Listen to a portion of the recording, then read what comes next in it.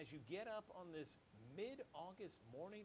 Amazing temperatures here. Let's bring in meteorologist Patrick Ellis, who told us first about these temperatures and how comfortable it was going to get. Say it ain't so, Patrick. It's amazing out there. Patrick, can you hear me? Patrick Ellis. Hey, Andrew. Sorry, it's like I'm having a little hard time hearing you this morning. But I'll tell you what. Yeah, the weather's great outside. It's easy to see that and say that here this morning across the Mid-South as we are starting off the day. A live look outside from our Best Care Home Services High Five camera from downtown Memphis. You're looking across Mud Island towards the Mississippi River, a very low Mississippi River, which continues to drop off. Now, remember, we're getting to that point in time that normally this time of the year the river levels would go down in its own right, but I will say it's probably going to continue its downward slide. We're not looking to see very much in the way of rainfall the next couple of days and weeks ahead, though there are some opportunities not far off that we could see a few showers sinking in here, but nothing appreciable, it seems like. Temperatures in the 50s and 60s as expected this morning, feeling very comfortable this morning. Somerville's at 55, 59 in Covington. Blytheville's now down to 58. Hayti and Missouri, Pemiscot County, 59 degrees, 55 Selmer and Corinth, 59 in Oxford, Mississippi, Batesville, Sardis, Como, Cortland, you're at 59 degrees, Tunica also at 59, and Mariana and Morrow also 59 degrees this morning. On our way to the mid-80s this afternoon, lots of sunshine. Again, officially at the airport, 64 here in the city. Again, that's right on forecast brand here today. The sunshine wins out across the Mid-South as we roll through the course of the day and keeping the humidity levels in check, not just today, but also into tomorrow as well. Tomorrow morning may actually start off a little cooler in some instances. We may have some lows down in the upper 50s again in the outlying areas. In the city, I think low 60s expected by early tomorrow morning. But you notice a little brief spike in humidity that comes in here on Friday. That is a weak boundary that's going to backtrack its way from east to west across the region as we head towards the morning hours of Friday. That will give us a brief spike in humidity levels. It's not horrible, but it will be noticeable because guess what? That will also bring in the warmth as well as we head through the latter portion of the weekend heading forward into the extended forecast. As I just mentioned, again, when we were looking at the Mississippi River levels, again, we're on the downward slide as a climatological thing that normally we get to the point of the year where we start to see the river levels starting to drop off pretty quickly.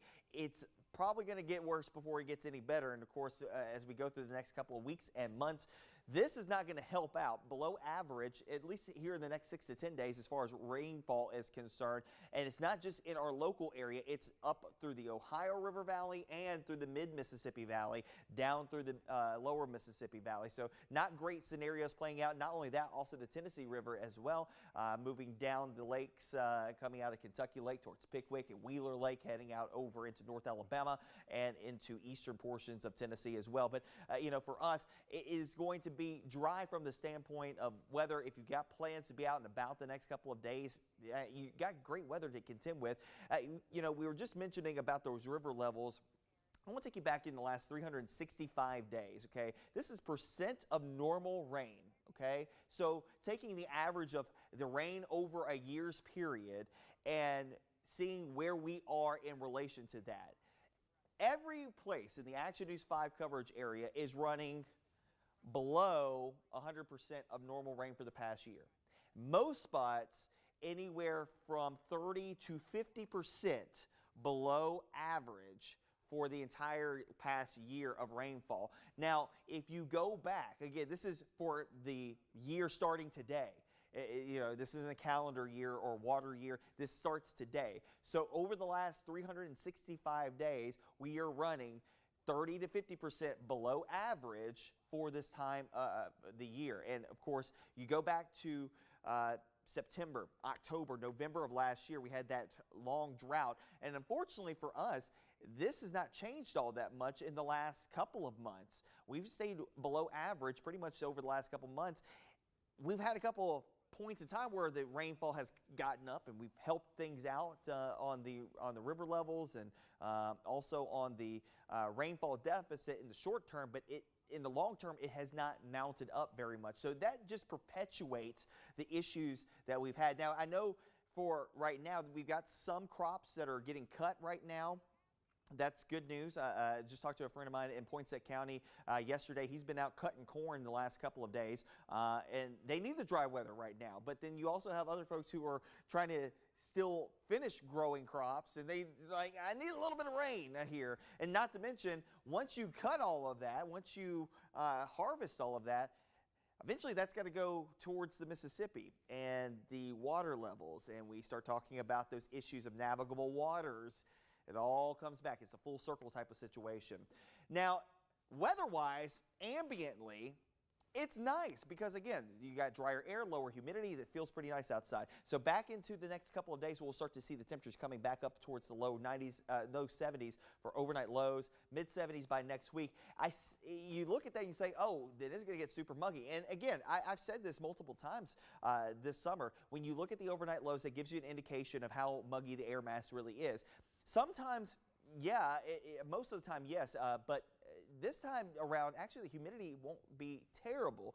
So that may be allowing for our actual air temperatures to warm up a little bit more so than they would normally be able to do so. Right now, we're forecasting mid-90s as we head through next week, but it wouldn't be surprising if a few spots make a run for the upper 90s. And you can see why. 6 to 10 a day outlook for temperatures.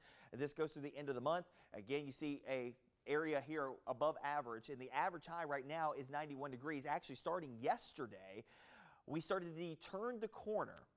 Fall is not far off, my friends. In the next month, we will start to see our temperatures, average highs at least, start to go down. Now, our hottest temperature of all time happened in August. It's like in late August. So it's not out of the realm of possibility that we have a very hot temperatures not only in August but also in September. But the average starts to go down starting yesterday. 91 is our average high today. In a month's time, it's down to 85. And in 2 months' time, the average high here in Memphis is 73 degrees. But we are not there yet. Now, we'll have some 80s for highs, feeling more like September the 21st today for highs.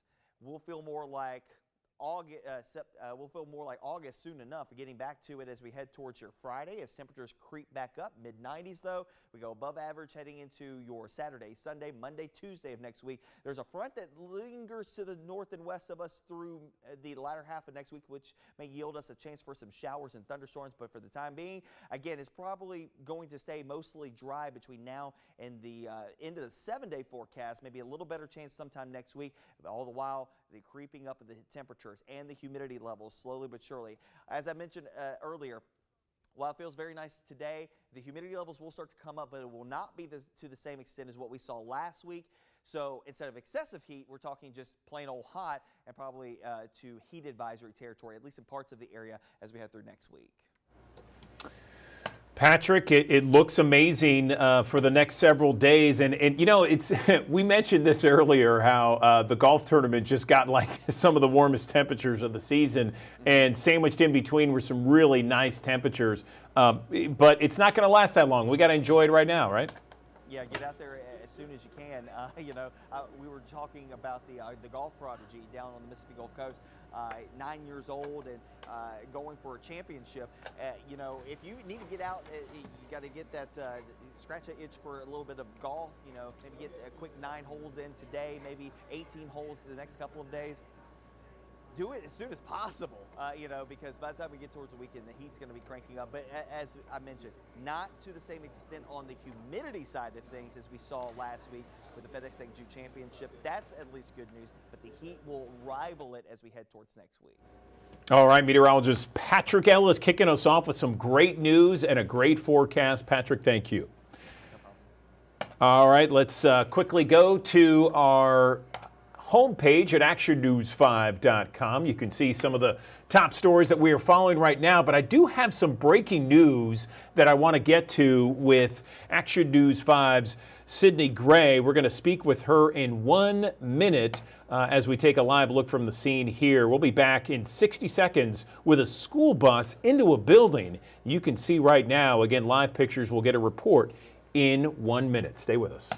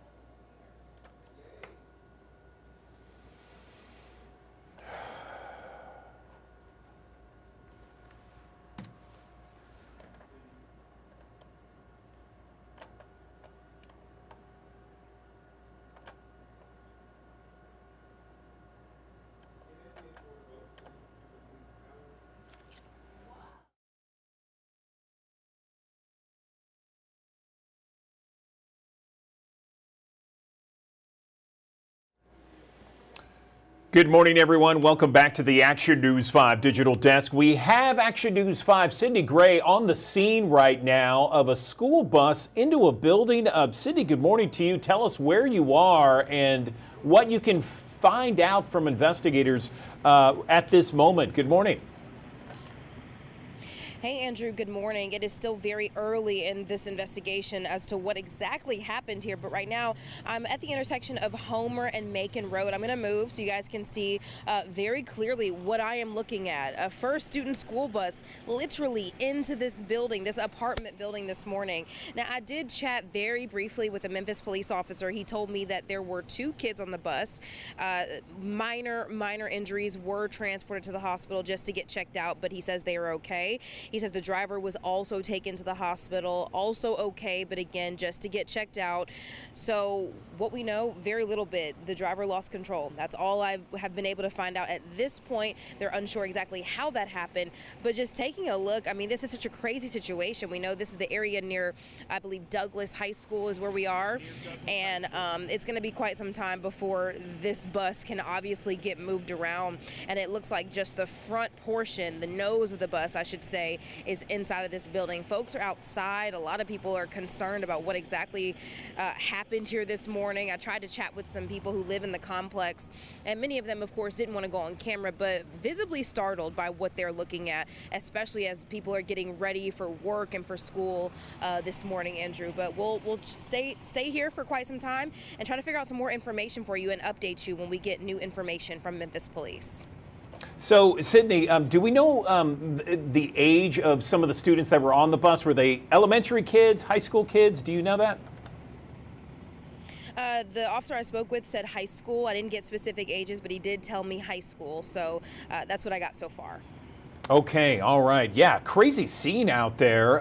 Fortunately, just some minor injuries, right?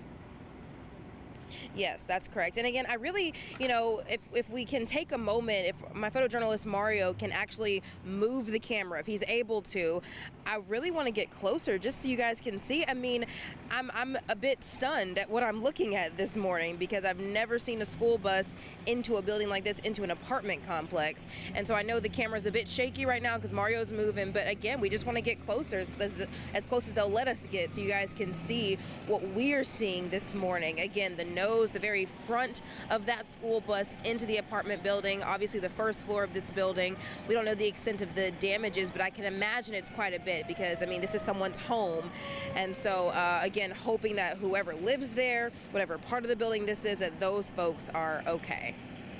Okay, Sydney Gray reporting live for us there near Douglas High School, Macon Road. Fortunately, no major injuries, just some minor ones. Sydney, I appreciate the update. Thank you.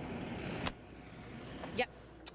Okay, again, want to show you some of the pictures. We will be updating actionnews5.com with the latest information with regards to what exactly happened there on Macon near Douglas High School. Make sure you stay tuned for that. And of course, Sydney Gray will be reporting the latest information on that as well.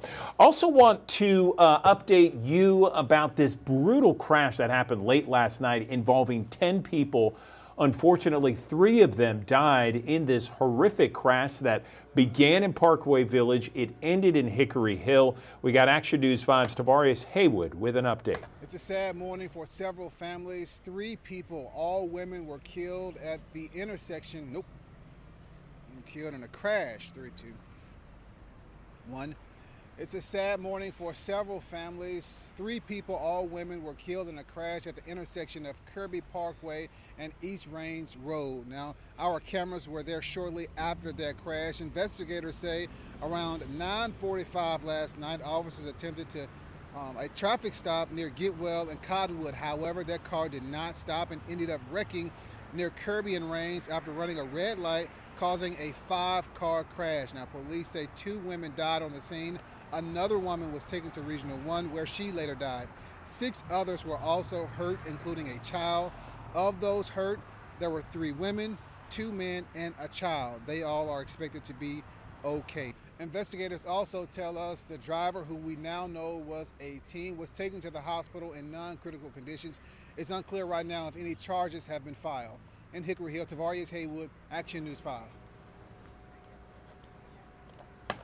Okay, that was Tavarius Haywood reporting there. And before Sydney Gray went to that breaking news of a school bus crashing into an apartment building, she was on the scene of a fire in the medical district and filed this report for us. Hey, Andrew, good morning. So we're still here in the medical district where that fire started about 3 o'clock in the morning, according to tenants. I want you to follow me and look at what I see. So the side of the building here, still a lot of damage, and I still see some smoke coming from the roof, and I even see some flames. It's the first time I've seen flames all morning. Memphis firefighters worked pretty quickly to get the fire put out. But again, there's obviously still some hot spots, but toward the very back of this building, you can see where likely these flames might have started early this morning.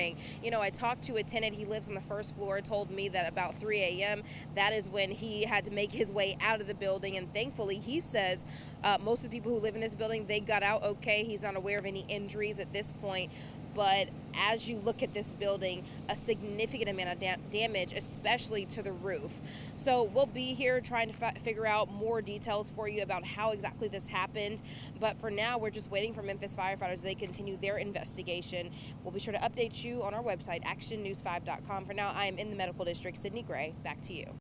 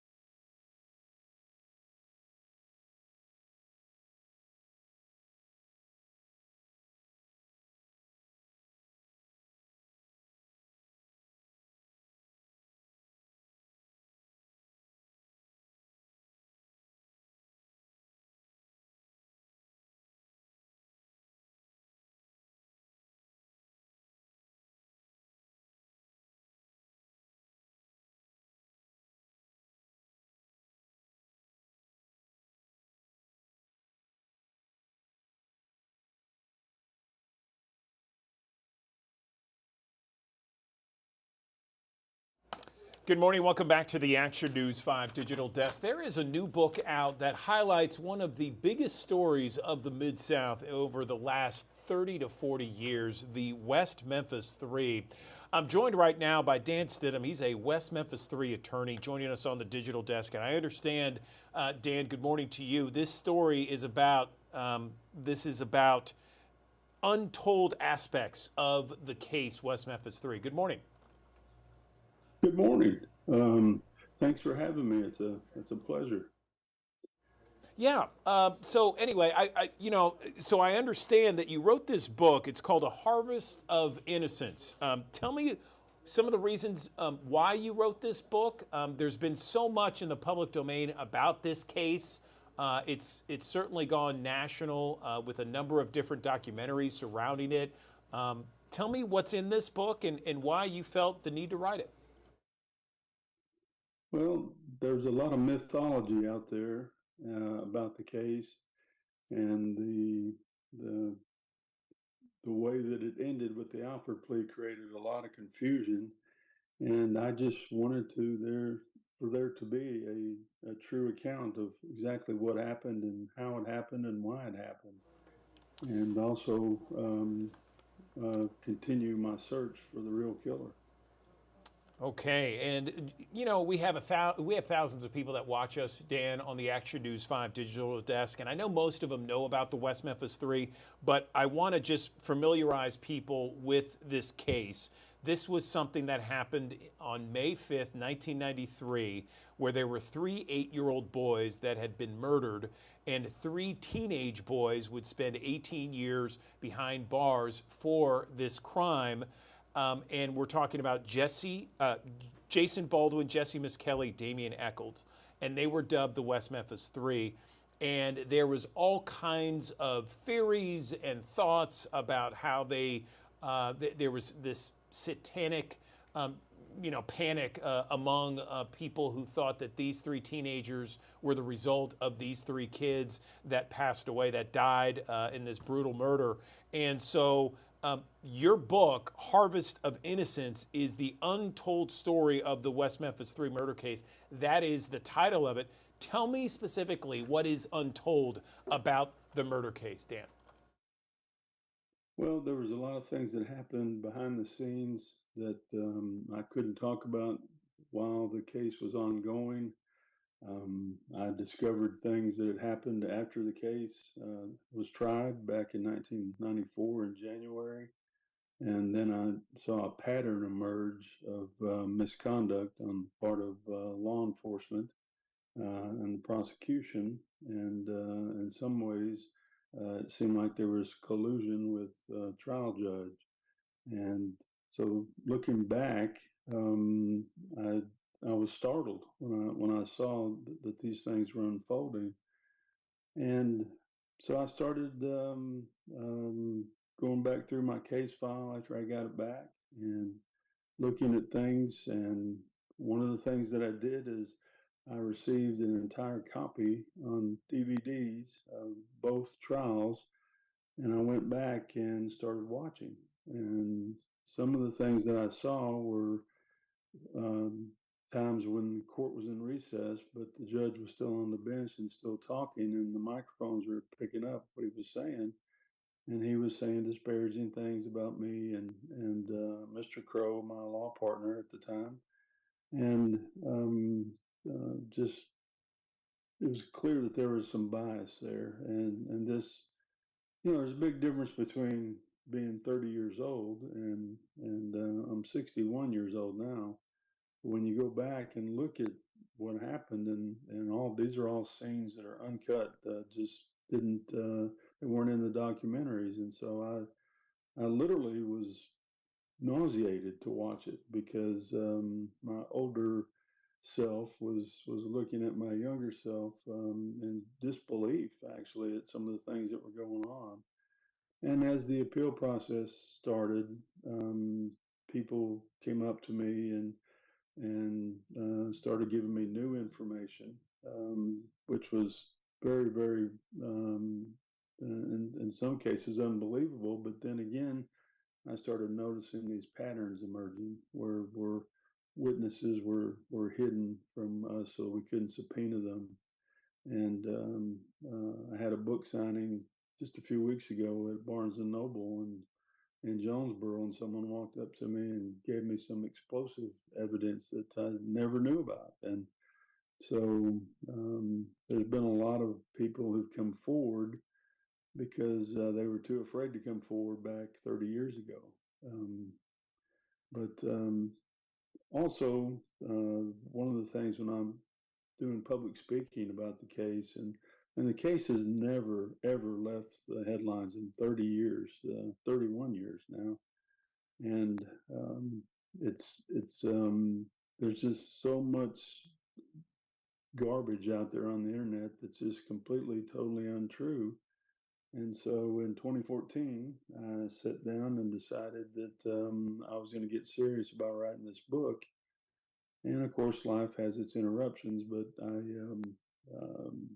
with my co-author, Tom McCarthy, who is an excellent writer and editor, he stuck it out with me for 9 years before we got it completed and published it back in November. But there's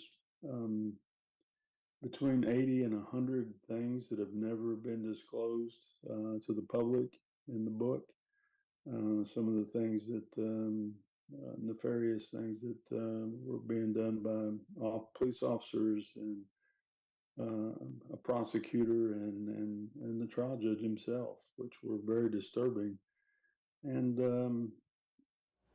so this is, again, sort of my memoirs of the case. Yeah. But I had several goals in mind when I wrote the book, one of which was to set the record straight on what really happened. Yeah, and just to update our audience, in 2010, The three accused were able to enter an Alford plea, and they were able to go free after 18 years. There's still no one that's been arrested for the brutal murder of three 8-year-old boys that happened in May of 1993. Let me ask you this. I mean, point blank, Dan, who did this crime? Well, I am unwilling at this point to take Terry Hobbs, the stepfather of the victim, Stevie Branch, off my list of suspects. And with the Arkansas Supreme Court back in April remanding the case back to the circuit court and basically ordering the retesting, we're very hopeful that this new testing will lead us to a suspect. And we know that Mr. Hobbs was at the scene because he left traces of DNA behind, and as did his friend who was helping him look for the little boys that night. His hair was found on a tree stump at the crime scene. So that's one theory that I'm looking at. The other theory is an over-the-road long haul truck driver, serial killer, which, according to, I got the book right behind me. Let's see. No, that's okay. Again, I just want to remind our audience that Dan Stidham was a young, as you heard, a young lawyer at the time, took this case and fought for the release of the West Memphis Three that we've been telling you about. And so now this book, Harvest of Innocence, is about that tenure of time and some of the untold things that he is now allowed to say after that investigation. And still to this day, not just here in Memphis and the Mid-South, but this specific investigation is still talked about, one of the most talked about investigations out there right now, still very much on the minds of so many. And a lot of it, in part, is due to a documentary called Paradise Lost that really, once it aired, it really, the fervor of this case and trying to find justice was something that was that seemed to be ramped up on steroids. They wanted it. People just were calling for justice immediately and to figure out exactly what went wrong and how to get the boys out of prison, men now, of course. Anything else before we let you go, Dan? This is something that if anyone is familiar with this case or has an interest in this case, I would think they'd be very interested in reading Harvest of Innocence. Anything else you want to mention? Yes, I'd like to add in that the FBI has created a task force on long haul serial killers, and a former FBI agent, assistant director of the FBI, Frank Figliuzzi, has just wrote a book about that very topic. But the thing I would like to stress the most about the book and is that I break it down into terms that if you walk away from reading A Harvest of Innocence, you don't believe that these three teenagers, now middle-aged men, are innocent, then I didn't succeed in my book. But I break down the false confession, not just one, but several, and systematically throughout the book, completely knock the wheels off the state's case. And I did not know about the Alford plea till the night before it happened. I wasn't an architect of that. It was something that just kind of happened in the moment secretly. And as the years went by, I had to try to figure out how that happened and how that occurred, because I was kind of bitter when I discovered what had actually happened. But I take the reader through the entire story, and to make it genuine, I wanted to make sure that I was as tough on myself as I was some of the other key players in the case, so that people could read the book, go through all the scientific information that's in layman's terms, so that they could understand what really happened and how these three kids were convicted due to this mass hysteria that we refer to now as satanic panic. And this kind of event happened in Salem, Massachusetts. 300 years later, it happened in West Memphis, Arkansas, and it's going to keep happening until we address the issues with some criminal reform, which would be pretty easy to implement, but it's been a struggle for all these years. Dan Stidham, the West Memphis 3 attorney, now has a new book, Harvest of Innocence, The Untold Story of the West Memphis 3. It still remains one of the most discussed true crime stories today. Dan, I really appreciate you coming on the digital desk. Thank you for giving us a heads up on this book, and we appreciate your time.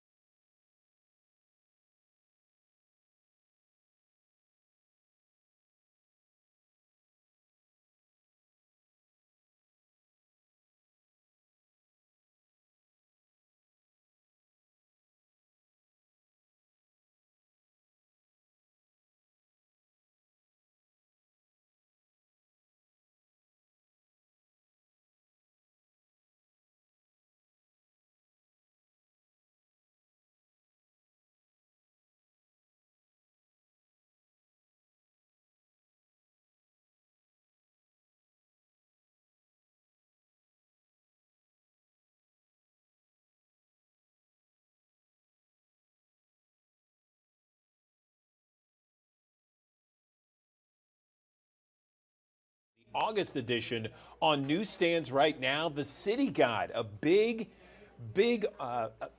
issue certainly for Memphis Magazine, something that is available also on memphismagazine.com. Let's bring in the CEO and publisher, Anna Traverse, joining us on the Action News 5 digital desk. Anna, it's been so long. It's great to have you. How have you been? Great to see you, Andrew. Thank you so much for having me back on. And I'm delighted to talk about the August issue of the magazine. It's our annual city guide, so we put a lot of extra care into this one. It's pretty much our biggest issue of the year, so really a labor of love for our whole team. I love the cover there. The cover is beautiful. Tell me a little bit about it, because I know a lot goes into the covers. Sure. Yeah, this is a watercolor illustration that was created for us by a local artist named Carolyn Pollen. And Carolyn had actually sent in a letter to the editor in response to one of our history columns by Vance Lauderdale, and kind of got into a back and forth. And she ended up sharing some of her work, her watercolors, and we just loved the really handmade feeling of this illustration, obviously of Beale Street, and just it feels timeless to me. I think that's what I love about this cover. If you look at some of the details, there are some indications that it's actually from this decade. But I think from a distance, this could be a Memphis Magazine City Guide cover for almost any time in the last 50 years. And I love that about it. It just feels classic to me. Yeah, I love it too. And with such a prominent issue like the City Guide, it's certainly appropriate. So let's dive in a little bit. Tell us more about it. Yeah, sure. So this is really our annual guide to everything that is happening in Memphis, the characters who make Memphis what it is. So we go into detail on all different topics. This is the issue of the year where readers will find our annual list of the who's who of the Memphis area. So that's always an interesting process to put together as we think about who should be on the list each year. There are so many factors that we consider, and I'm sure if you poll 100 people, they would come up with a different list, and this is where we landed. But we're always happy to hear from readers with any suggestions. And yeah, I see y'all are flipping right now through maybe my favorite section that we did in this year's City Guide. It's called My Memphis. And this is a collection of spotlights that our team of writers compiled about some of the places in town that really make Memphis feel like home to us. So from, the small and large, but just thinking about if we haven't been in town in a while, or if we're trying to introduce a newcomer to Memphis, what is it that we point to? And I think everyone has such a different answer to that. But we talked about this question among our staff and came up with a list of places to spotlight that ranges from the Summer Avenue Drive-In to Overton Park, to the Crystal Shrine Grotto, and just everything in between. So lots of great writing there. Yeah, the Memphis Listening Lab over in Crosstown. Just the places that make Memphis feel like no other place. I love it. I love it. And there's also, with a city guide, some great focuses on sorry, I'm trying to pull this up, the dining list. Yeah, absolutely. So we have the dining listings in many issues throughout the year, but we always make sure to make space for them in City Guide, since we hope that this is an issue of the magazine that readers will really keep on their coffee table stack for the whole year until the next one comes out, because there are so many great resources here. We also have a great article that Alex Green put together about the classical music scene in Memphis, which is really doing some interesting modern dynamic things. So I think that's really worth checking out. There's a great story in here by Abigail Morici about the stained glass windows at Claiborne Temple that is just fascinating and beautiful. And I should also draw attention to the Memphis History Quiz that our own Vance Lauderdale put together for readers to test their knowledge of local Memphis historical trivia. So that's a fun thing that we haven't done for a while, but I think readers will have some fun with. I love it. I love it. Mine, I think, is still in the mail. Either that, or I have someone at my house that's stolen my edition. So I can't wait to read it and really kind of take some time flipping through it here. Anything else you want to mention before we let you go, Anna? This edition looks great.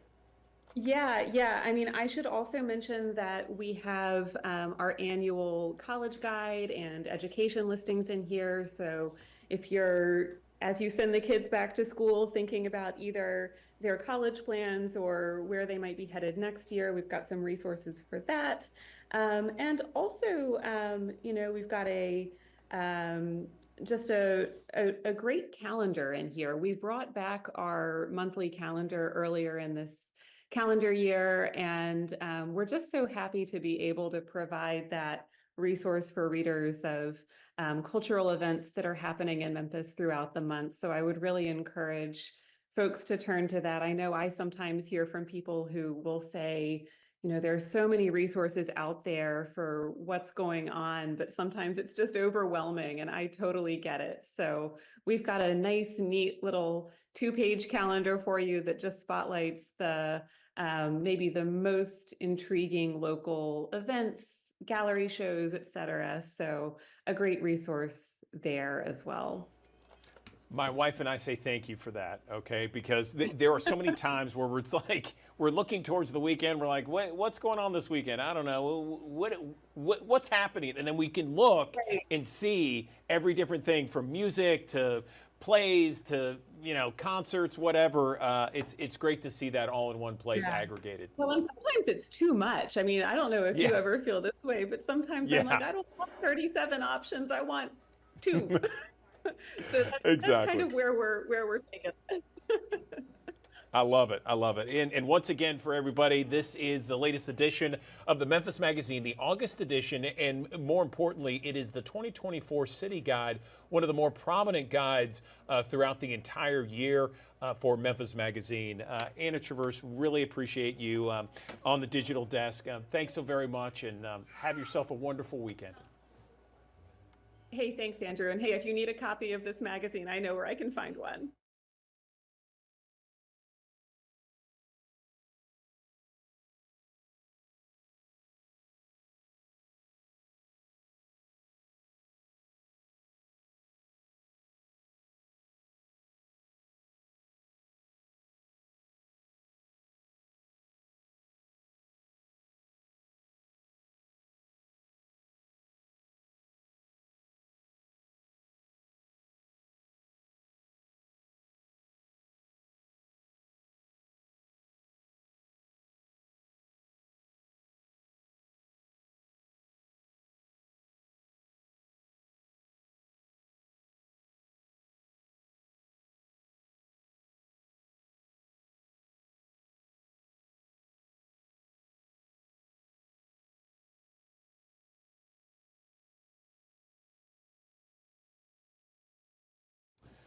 Good morning. Welcome back to the Action News 5 digital desk. There was a new survey. It was a national survey from Discover, and it said 80% of American consumers are anxious about their financial situation. That doesn't surprise me. We've seen this all across Memphis and the Mid-South time and again. Some of the factors involved: high inflation, everyday expenses, the economy, income, debt.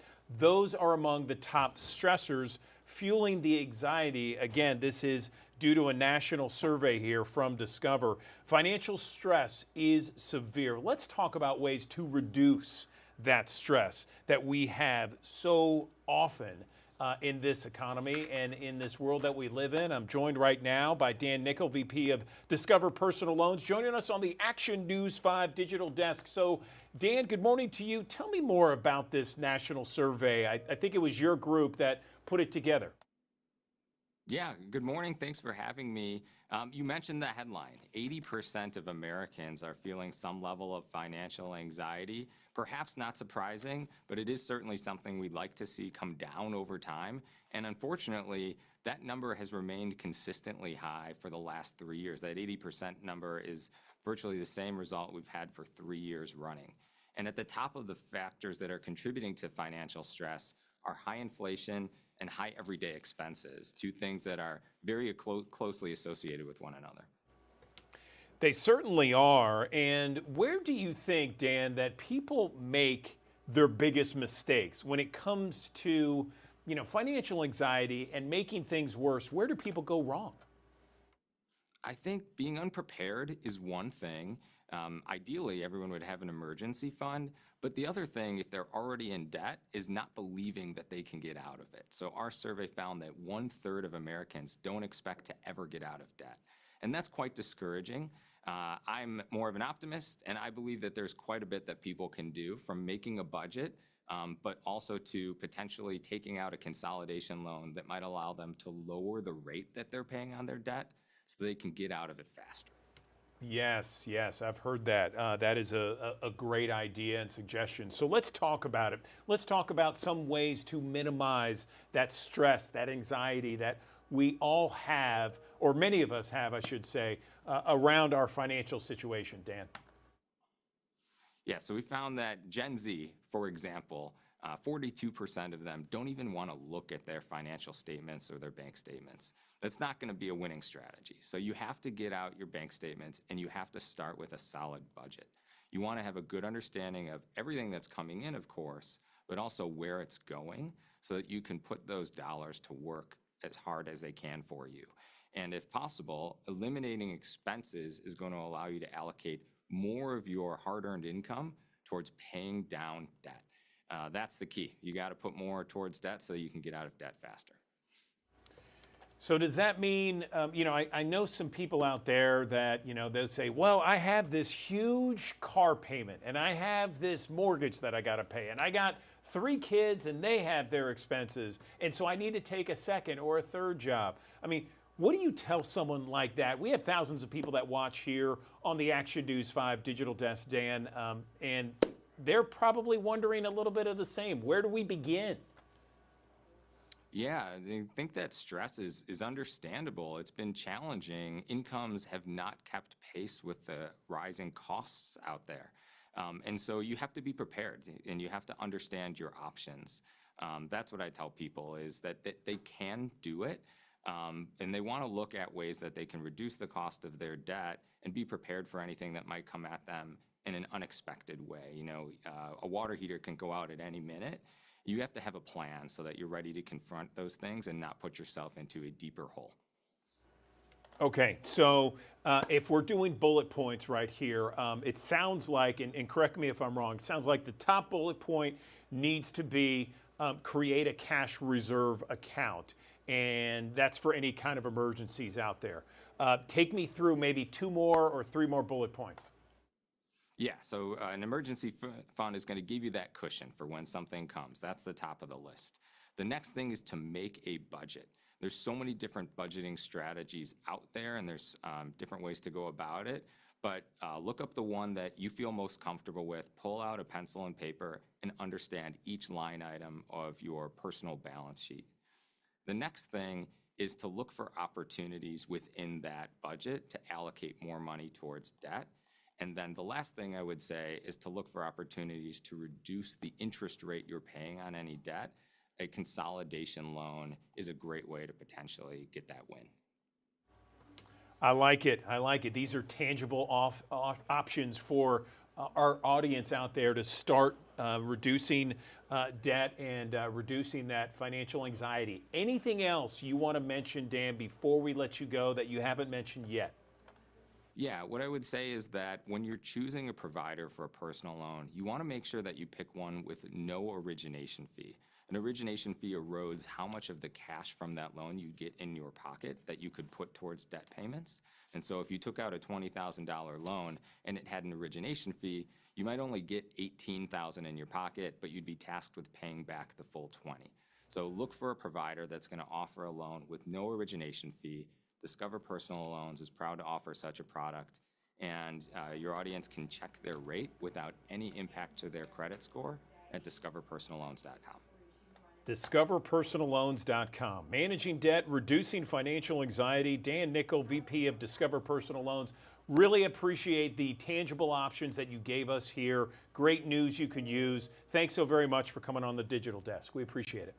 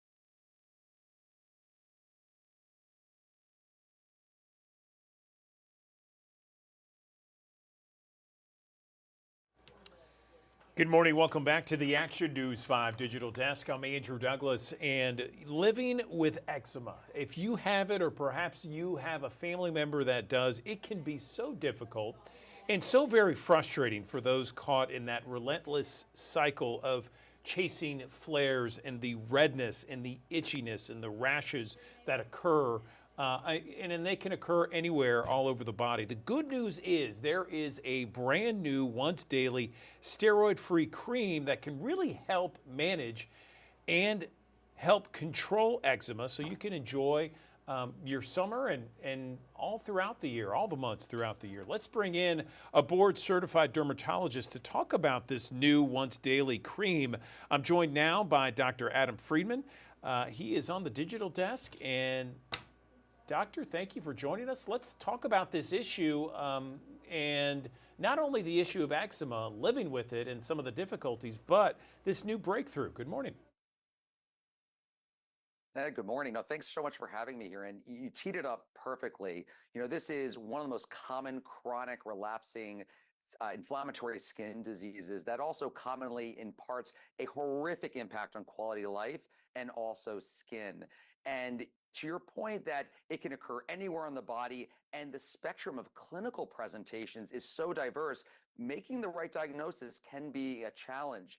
And so for me, one of the helpful clues when trying to distinguish this from other things, the itch of atopic dermatitis really stands out as an itch that feels amazing to scratch, but not so amazing because that scratching will actually make the condition worse, but also add a level of ostracism because people will say, well, just don't scratch, you'll get better. And that's absolutely not true. And that actually adds to the burden of disease by saying something like that. So that's why I've partnered with Arcutis to really raise awareness about the condition, but also to your point, talk about new options that can really get this under control.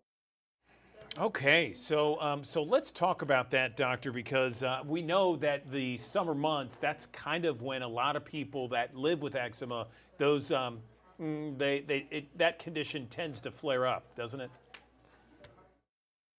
It can, so the physical heat, which we've had plenty of, the sweating that ensues, but also products we use to protect ourselves from the sun and from bugs, all of those can uniquely worsen active disease or even wake it up to begin with. But this is a year-round problem. Different elements, different environmental factors can trigger this. So patients are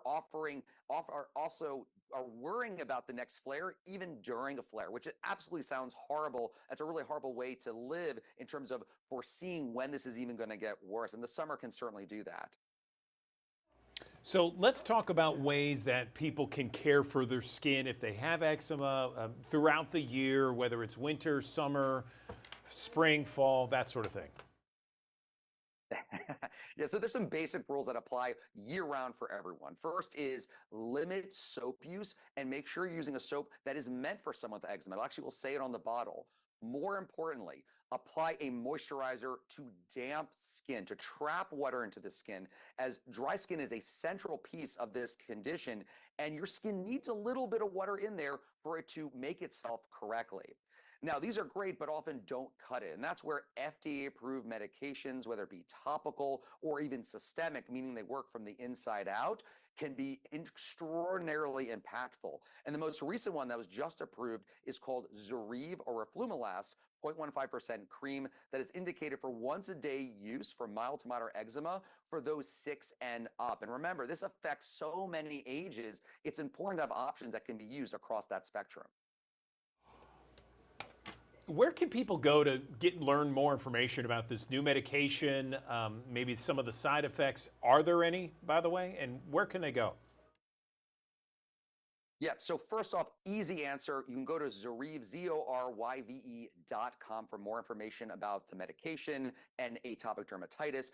In terms of safety, overall very well tolerated. The most common side effects included headache, nausea, and site application pain, but this only occurred in roughly a few percent of those studied, and we're talking about a study over 1,000 people in number. So when you have a study that size, it gives you a lot of confidence about the data with respect to how a drug will behave in individuals suffering with this condition. Anything else, Dr. Freeman, you'd like to mention with regards to living with eczema, how to take care of your skin, this new medication? Anything else? Yeah, I think this is the era of eczema. Just 10, 15 years ago, we had very limited options, and now there's so much attention being paid to this condition. Also, it's important to note that someone suffering eczema is not on their own island. This condition can affect the entire family because of its impact on sleep, school, job, you name it. So getting it under control and maintaining that control is of the utmost importance for everyone. Okay, Dr. Adam Freeman, board certified dermatologist, we appreciate your time. Thank you for illuminating us to some of the new treatments for eczema and best practices. We appreciate it.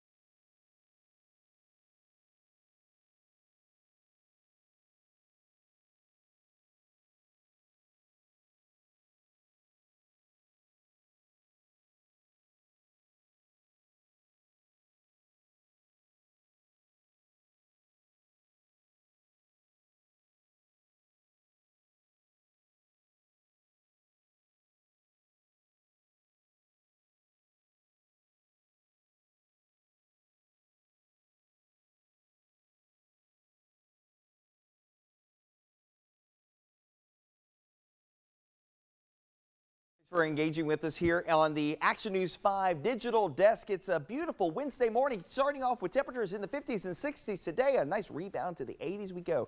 North and northeasterly winds around 10 to 15 miles per hour. Not bad, my friends. Tipton County communities in the lower 80s from Mason to Gilt Edge, Covington to Atoka and Munford today. And for our friends in Lafayette County, a touch warmer, mid 80s expected this afternoon in Oxford, Kiel, and Taylor this afternoon with a lot of sunshine to go around. Tonight we'll bottom out in the 50s and 60s. Again, outlying areas in the 50s, 60s here in the city of Memphis.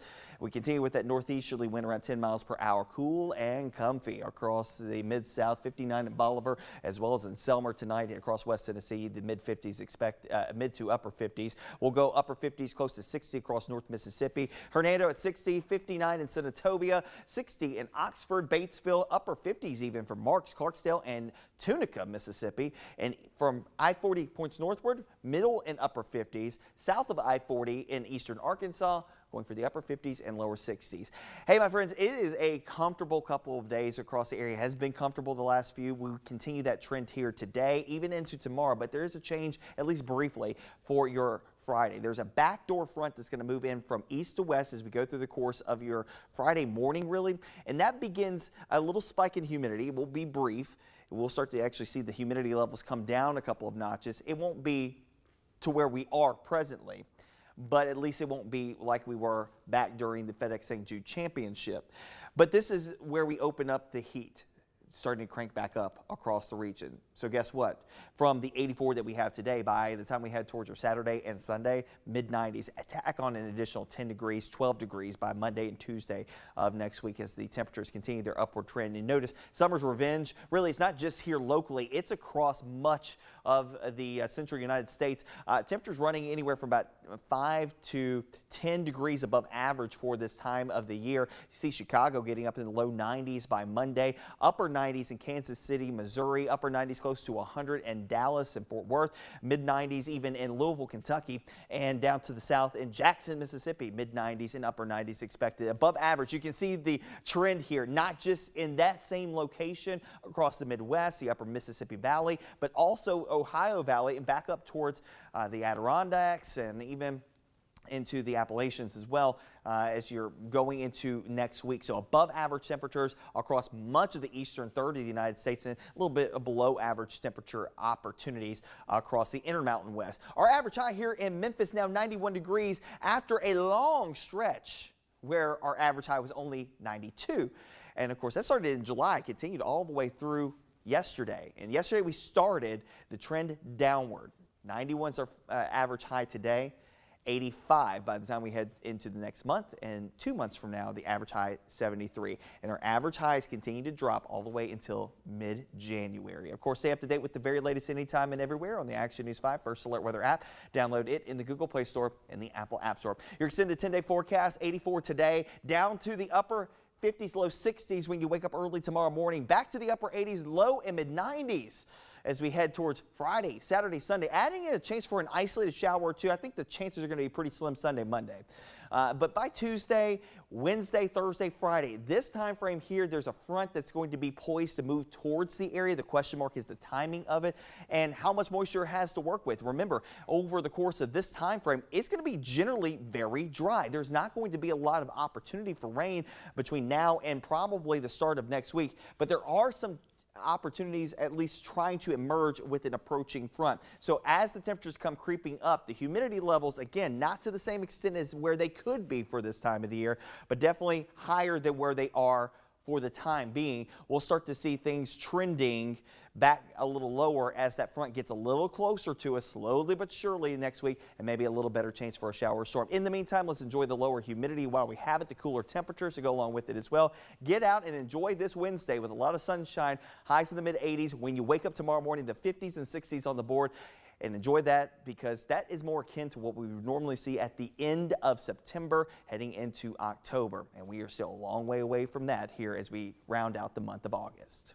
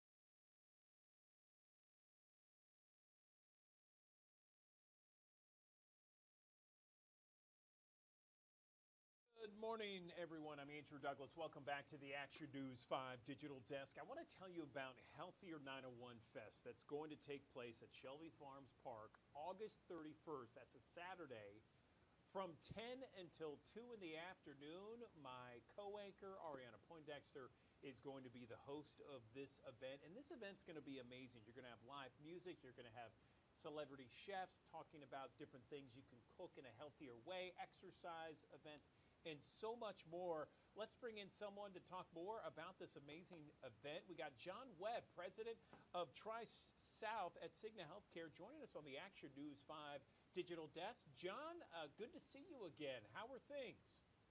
Things are great. Just trying to endure this heat. Oh, yeah. Well, you know, today and for the next several days are going to be actually a little reprieve from the heat and humidity. Let's talk about Healthier 901 Fest at Shelby Farms Park. This is the first inaugural event. Is that right? So actually, yeah, this is actually the second time. We kicked it off last year around the same time of Labor Day weekend, and really want to make Memphis healthier. In that partnership with Methodist Labana Healthcare and ourselves and a few other partners, we've been this last year slowly building momentum. So this kickoff here on the 31st, as you mentioned, is going to be a boost to keep it going. Right, and this is this initiative to get Memphis and the Mid-South to lose 1 million pounds over the course of 3 years. Is that right? That's correct. Yes, we undertook the challenge because we discovered through studies that Memphis was actually the second most obese city in the country, which is not a place you want to be, and it's not something that was going to fix itself. So we decided if we could have a fun challenge, because usually you're not going to get anywhere by trying to tell people what to do, is to give them choices and to say, look, if we can have a fun way for us all together to be healthier and lose some weight, we'll do that.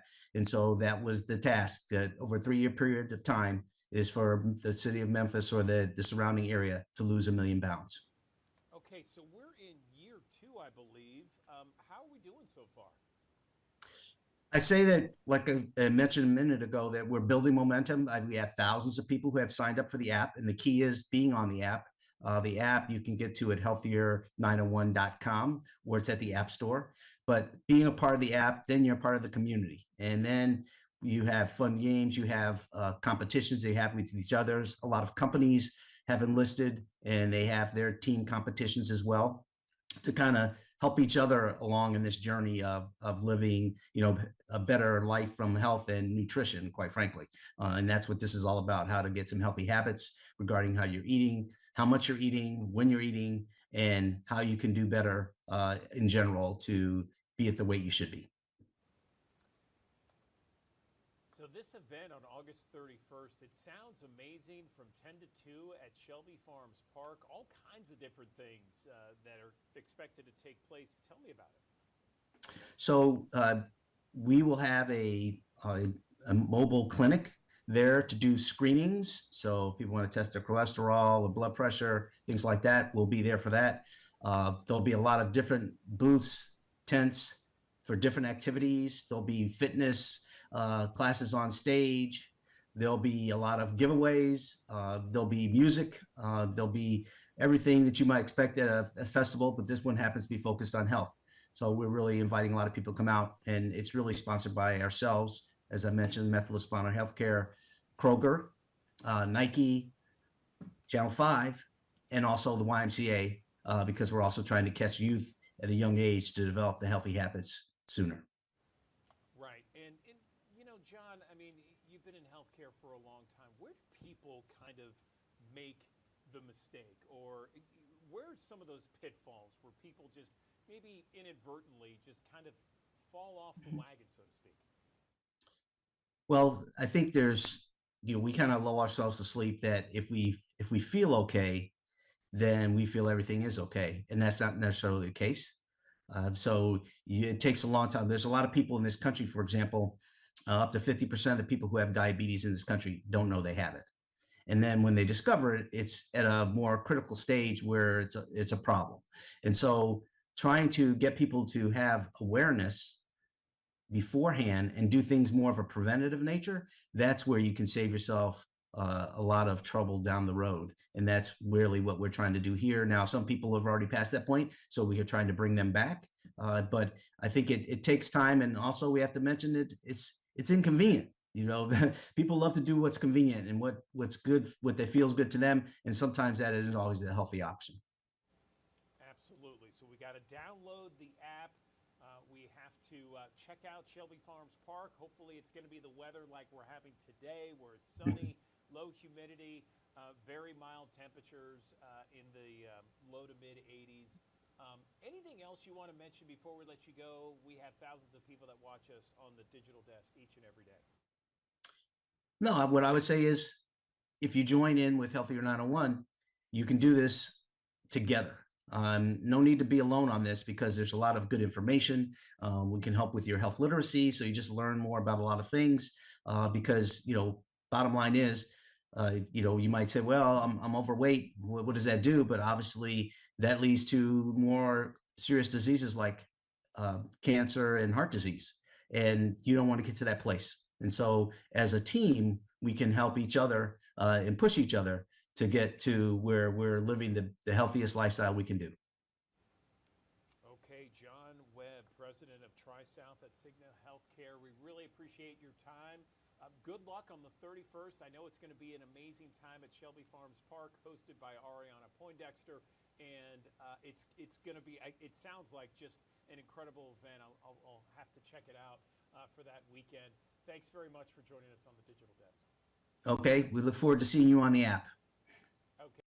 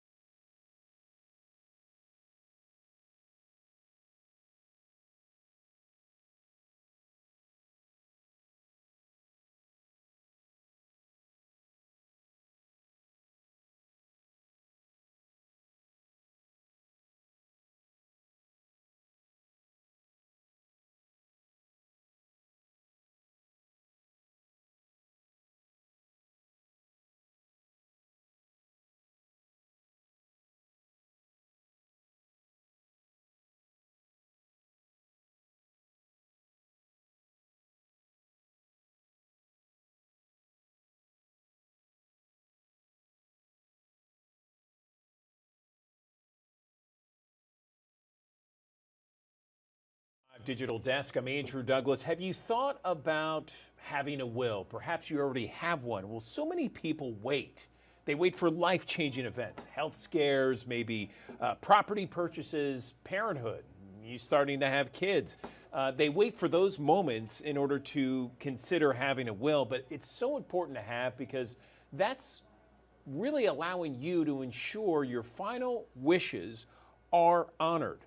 And instead of going somewhere else or instead of things happening where you don't want them to happen, your wishes are honored in a legal will. So how hard is it to get a will? How much does it cost? Is it very time consuming? Let's bring in someone to help us navigate this issue. I'm joined right now by Ashley Robinson. She's a senior director at LegalZoom. They do all kinds of wills for us. She's joining us on the digital desk. Ashley, good morning to you. So for our audience right now, can you tell us exactly what a will is and how important it is to have this kind of legal document? Good morning.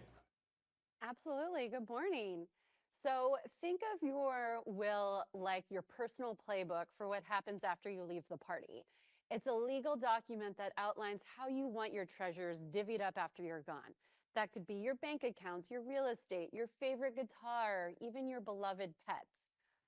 But why is it important? Well, if you do not have an estate plan in place, the state's default settings could kick in and they would decide how things would be divided up. And in some rare cases, everything you own could end up in the hands of the state.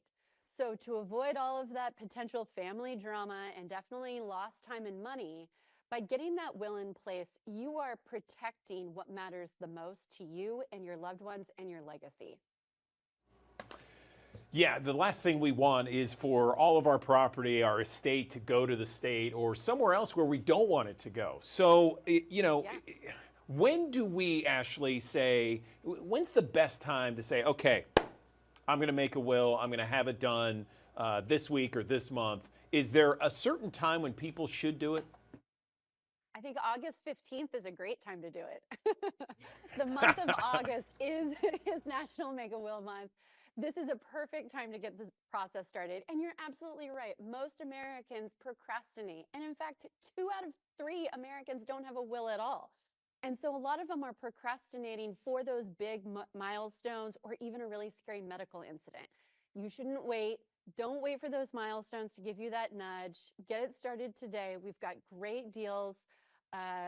Basic will starting at $89 for the month of August. Wow, that's nothing. So let's talk about some of those misconceptions, because a lot of people think, oh, well, you know, it's so complicated. It costs way too much. It's kind of morbid. I don't want to think about this. Let's navigate through some of those misconceptions. Absolutely. So there's 2 major misconceptions that really keep people from getting their wills in place. The first is they think they don't need it. They think they're either too young or there's not enough money in the bank account. But the fact is anyone at any stage of life or income level should be really thinking about their estate plan. You can be as young as 18 to have a will in place. The second misconception is that they think it costs a fortune to get the will together. And as I mentioned, we have processes that make that easy and affordable to everybody, and you don't have to go to a lawyer's office to get it done. Yeah, I was going to ask you, can you do it on your own? Do you need an attorney? What would you recommend for someone? We have thousands of people that watch us each and every morning here, Ashley, and you know, they're probably thinking, well, gosh, I don't have time to hang out at an attorney's office for 5 hours. How do we do this? Absolutely. Well, yes, you can do it on your own, and we've got some great do-it-yourself wills through our website, but having an attorney available to help really gives you peace of mind. The way I like to think about it is whether you should cut your own hair. Should you cut your own hair? You can, but should you? Not really. Looking to an expert to help you through that process will really give you that peace of mind. And particularly for a will, they'll make sure the paperwork is filled out properly so it will be rock solid to hold up in court. We have a great network of attorneys that can help customers across all 50 states, unlimited revisions, advice, and as we said, no trips to a lawyer's office required. Where do people make their biggest mistakes when it comes to a will? I know some people out there, you know, they might think, well, I'll just put it down, you know, to anyone who reads this, this is my last will and testament. I mean, is that one of the mistakes they do? What are some other mistakes?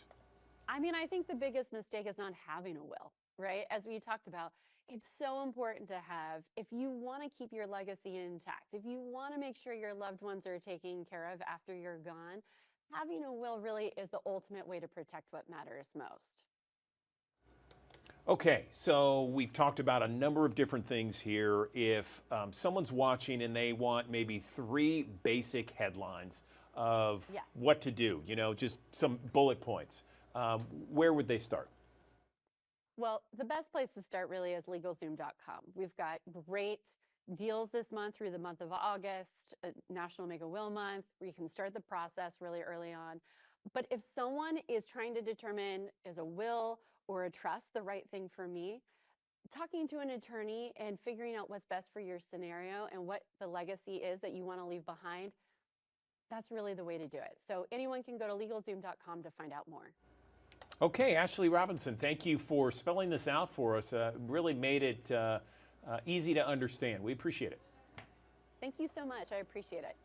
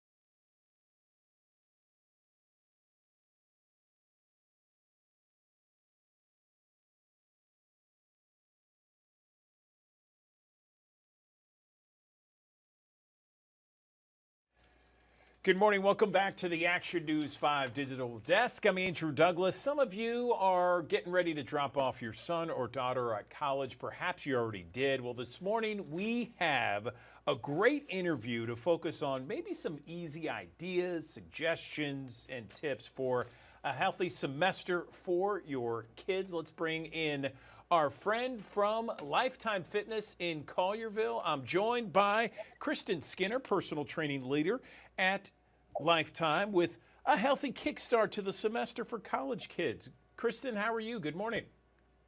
I'm good. How are you, Andrew? Thanks for having me on. I'm doing well, thank you. So, college students are pretty synonymous with junk food. You know, you have the wings, you got the pizza, you got the beer, all that stuff. Where can we start this semester off and be healthy?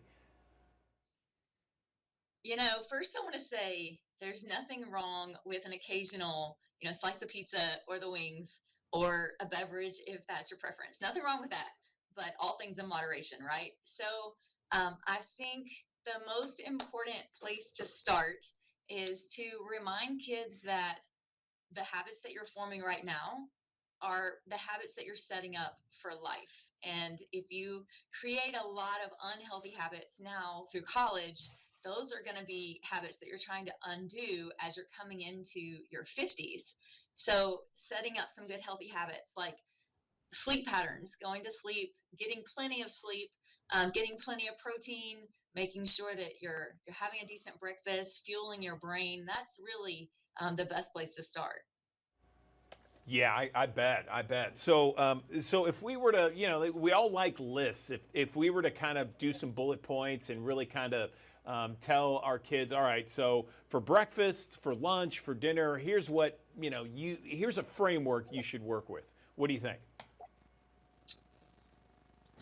I could tell you a lot of, here's the perfect place to be, but all in all, if you can look at having a healthy protein and a complex carb, put that together, that would be fantastic, right?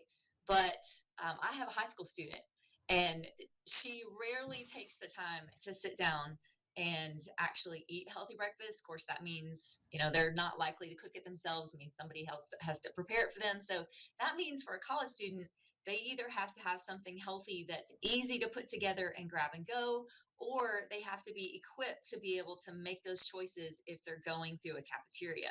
So if you're going through to buy something, to pick something up, that's what I would shoot for, is a lean protein and a complex carb like oatmeal or wheat toast with, with turkey sausage, if you have that as an option. If you're grabbing something to go, I would, which is pretty much what happens at my house, is we have, these awesome shaker cups where you can just add water or almond milk and then use the protein, the all-in-one protein. You just throw in a scoop or 2 scoops as a full serving, and grab it and take it with you. Is that something that, a guideline that you should have for not just breakfast, but for lunch and something maybe more, I don't know, extravagant for dinner? 100%. Of course, that depends on the student and it depends on their schedule. Some people will be, sleeping a little bit later. Their first meal of the day might be more around lunchtime, and that's okay. But, when I was in college, I studied Nancy Clark. At the time, she was one of the leading sports nutritionists. And she said the meal for athletes was peanut butter and jelly. So I would make literally, whole wheat toast with, a natural like almond butter or peanut butter, if that's your preference. Just find an organic peanut butter, and instead of using jelly, I would just use sliced strawberries. So something like that to make sure that it's balanced, not just all carbs. It's going to make you feeling slow and sluggish within a couple of hours. Protein without the presence of carbs, you're going to lack some of the energy that you need. So yeah, I think that would apply to pretty much any meal. If dinner, say, is the time where you have the most time to be able to sit down and actually process that or enjoy time with other people, then you could choose something that's got a little more calorie content to it, and be cautious about not taking on too much right before you go to bed. But the same thing, you could do, a chicken breast with a side of vegetables. I love it. You're making me hungry right now. Thanks a lot. So, what about the mental health? Because we know that a lot of college students, they can feel a little bit stressed, especially around exams and finals and that sort of thing. You know, I would suspect that exercise is the key to that reduction of stress levels, right? I'm so glad that you said that. It's a vicious cycle, you know, when we don't move and then you eat poorly or you eat, you know, calorically dense foods that are not quite as good for you. You have this vicious cycle. You start to feel lazy and then you don't feel like moving. But first, motivation and discipline come after you start. So after you get going, then you feel more motivated. And after you've done that 2 or 3 times, then discipline starts to come on. But it's when you move, you're able to get feelings out of your body, so to speak, so that you're not harboring emotions and stress. I remember when I was in college, I would study on the Stairmaster. So sometimes you just have to find little ways to get it in, but it does help to keep the stress levels down and it also helps you sleep better. What about when it comes to supplements? You know, a lot of times college students don't get much sleep. They don't have much recovery time. Maybe, you know, they're planning and prepping for an exam and they need, you know, maybe some more focus or some more enhancement, maybe more energy levels. What do you recommend? Hmm. At Lifetime, we recommend to everybody our foundational five. So, at the bare minimum, you want to make sure that you're getting foundational nutrients in your body. So, that's through your multivitamin, right? We have quality products that you can read all about at lifetime.life. But in the foundational five, we have our multivitamin, the D3K2, your omega 3s that will help, you know, brain health, that magnesium that will help you to, you know, focus on gut health and get plenty of sleep. But in addition to that, supplements like your protein, you know, you could use a protein supplement like your protein powder. You could use it in your shake in the morning, but you could use it, you know, in yogurt to help bring your protein up. So I'm an advocate for supplements. Also, if you think about things to have on hand as you go throughout the day, you know, if you need something that's quick and easy to grab, like what some of my favorites. This is a Built Bar. I'm a fan of anything coconut, so I really like to have that kind of supplementation on hand also. Look at you with all the props and everything. I mean, that is that is visual right there. Kristen, thank you. Anything else that we can offer advice to some of those kids that are about to start their college semester, or perhaps their parents out there that are watching? Absolutely. One thing I will say is my two big takeaways. You know, I'm a little bit past college, but I still remember how pivotal it was. I was a trainer back in college, and I remember working with other students that were just busy and had crazy schedules. And one thing I emphasized to everybody is just meal prep. Same goes for all of us every day. If you can set aside just one day, there's simple ways to meal prep some food. I could go on and talk about food for days, but if you find your favorite things that are easy to put together, you know, set aside some time on a Sunday and meal prep for 3 or 4 days, whether it's cooking multiple chicken breasts or putting together some kits where you could make a wrap on the go or something like that. Your nutrition is always going to be better if you can make it yourself, if you can make it at home in your kitchen versus something that it has been on a shelf for a few days. So start with that. Second is get some movement in, you know, however that movement is. If you can walk for 10 minutes 3 times a day, that's fantastic. And then seek out some help. You know, reach out to us at Lifetime. We can help set up a nutrition plan. We can teach you how to meal plan. We can help you get some movement in. I have clients that I virtually coach with. So there's never a you know, perfect solution for every single human. It's unique to each individual, but you can be successful if you put the attempt to it. Kristen Skinner, personal training leader at Lifetime Fitness in Collierville. We appreciate your time as always on the digital desk. Thanks very much. Absolutely. Thanks, Andrew.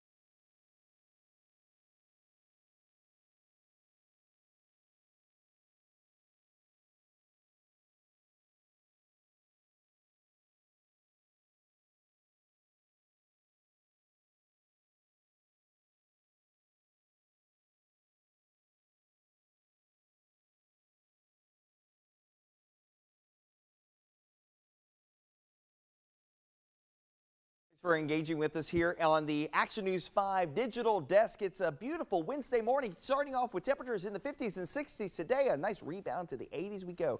North and northeasterly winds around 10 to 15 miles per hour. Not bad, my friends. Tipton County communities in the lower 80s from Mason to Gilt Edge, Covington to Atoka and Munford today.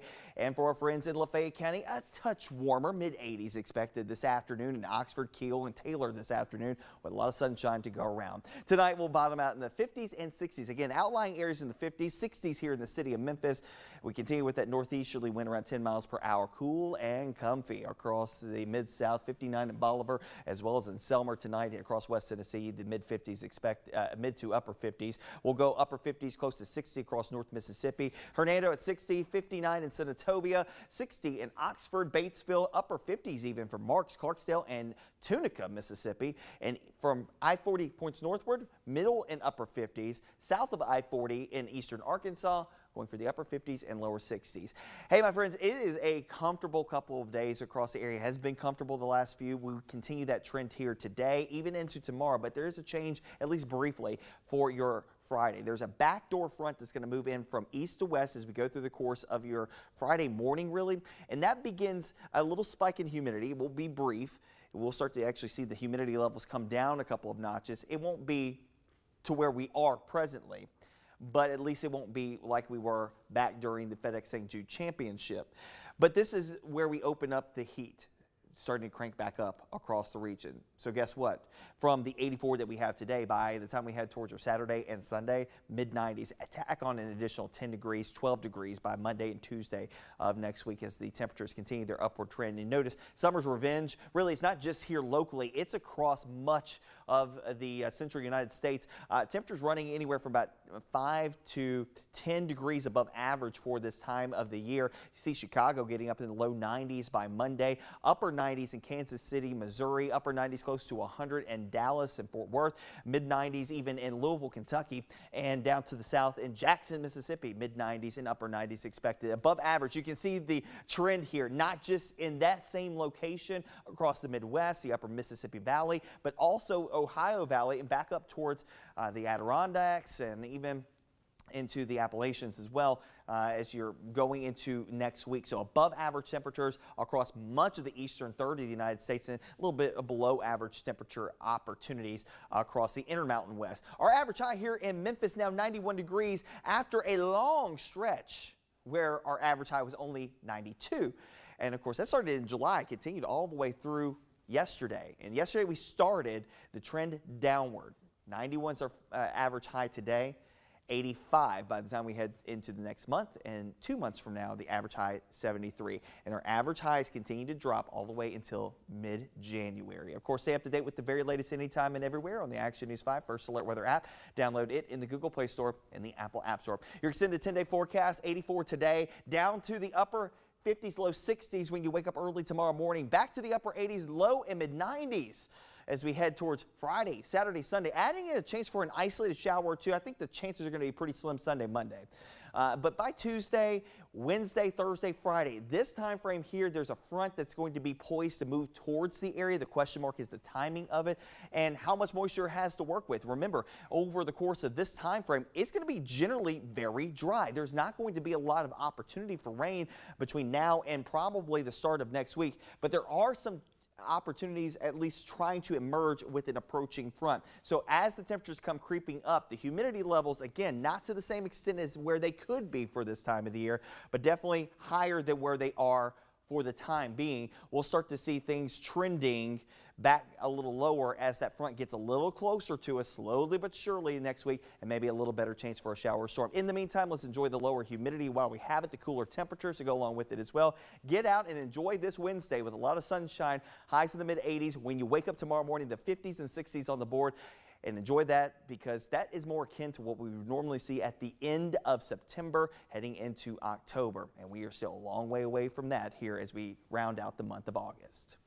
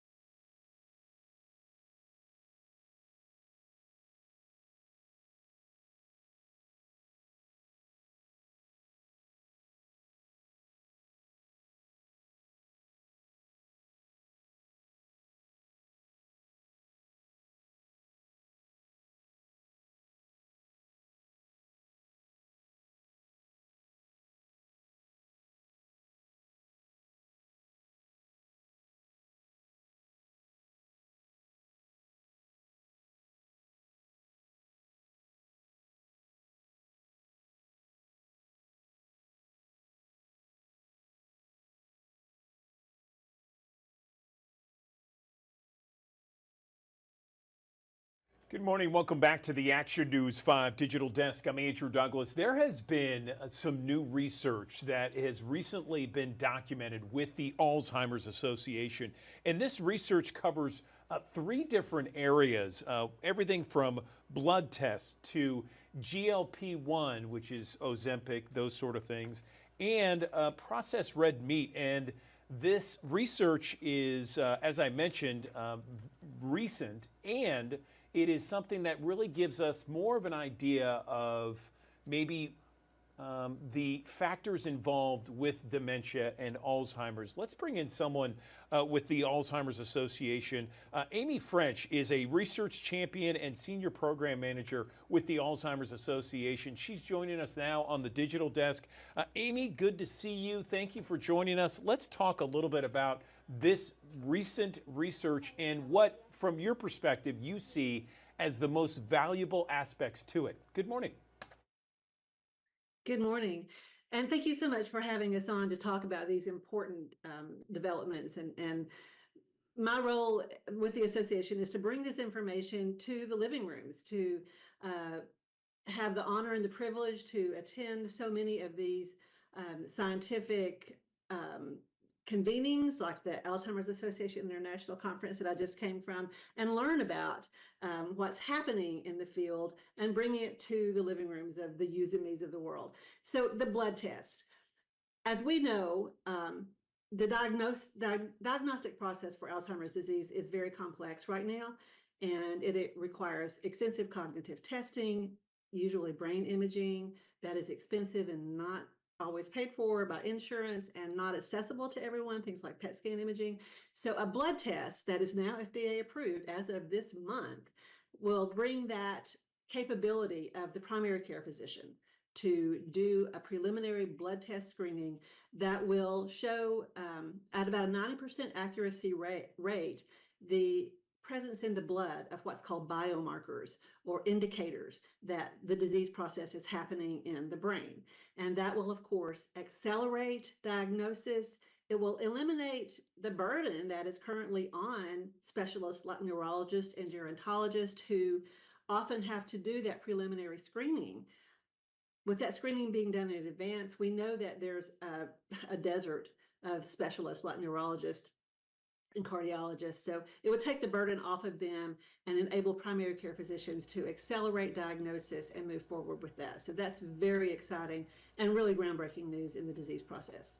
It sounds like it. So, Amy, just so we're clear, I just wanted to ask you, so if someone, for example, we have thousands of people that watch us here on the digital desk, if someone were to go and maybe get a physical, okay, and they draw blood, is this blood test that you mentioned is FDA approved, could they say with that blood test, okay, look, you're only 35 or 45, but you have biomarkers that suggest that you could have dementia or Alzheimer's later in life? Is that how it works? The long and short of it is yes. That test is not widely used yet. Obviously, it was just approved and made available, so it is not widely used. But that is what we envision for the very near future, for it to be a predictive test. As we know, the disease process for most chronic progressive diseases, be it kidney disease, heart disease, diabetes, and Alzheimer's disease, the disease process begins long before symptoms become obvious. And if you wait until symptoms are obvious, then the ability to manage that disease is greatly reduced. So yes, as a diagnostic tool, not yet widely used, again, just made available, but that is a very realistic and strong expectation. Yeah, I would think that anyone who has an opportunity to get this kind of test, to get it as soon as possible, because then the earlier you get it and the more that you have biomarkers, and the earlier, that means the earlier you can do things to stave off the dementia and Alzheimer's and do things to really kind of combat against some of the ugliness that we see of that disease. Is that right? That's true. And to be very clear, we do not have at this point in the research game, we don't have the ability to stop the disease entirely. We don't have the ability to prevent the disease entirely. Again, this is true of many chronic progressive illnesses as well. It doesn't make it acceptable, but it doesn't make Alzheimer's an exception in that regard. So what we really are looking at, as again, I keep saying it, with chronic progressive diseases, is lifestyle interventions that really can make a difference in our risk factors for developing things like Alzheimer's and other chronic diseases. And by that, I mean things like one of the studies that I think you wanted to talk about today was the study about processed red meat. And that study backs up 100% the idea through a study that was done for over 130,000 healthcare professionals over the course of 40 years. So this is not just some fly-by-night study that goes, oh yeah, that's probably true. It is evidence-based research that shows that the consumption of 2 to 3 portions of something like bacon, or I hate to hate on bacon because everybody loves bacon, but 2 to 3 portions a week increases your risk of cognitive decline by 14%. That's a pretty significant percentage, and especially in regard to something that we do have control over and we can change. That doesn't mean you have to give up bacon forever. Maybe 2 or 3 times a month, it's fine. It's probably not going to hurt you. And also the good news is that unprocessed red meats, like just your normal healthy meat that you buy that's not full of nitrites and preservatives and sodium, it doesn't seem to have any factor at this point in time on your risk. So we're looking at pretty much, excessive use of processed meats that is the culprit here. Gotcha.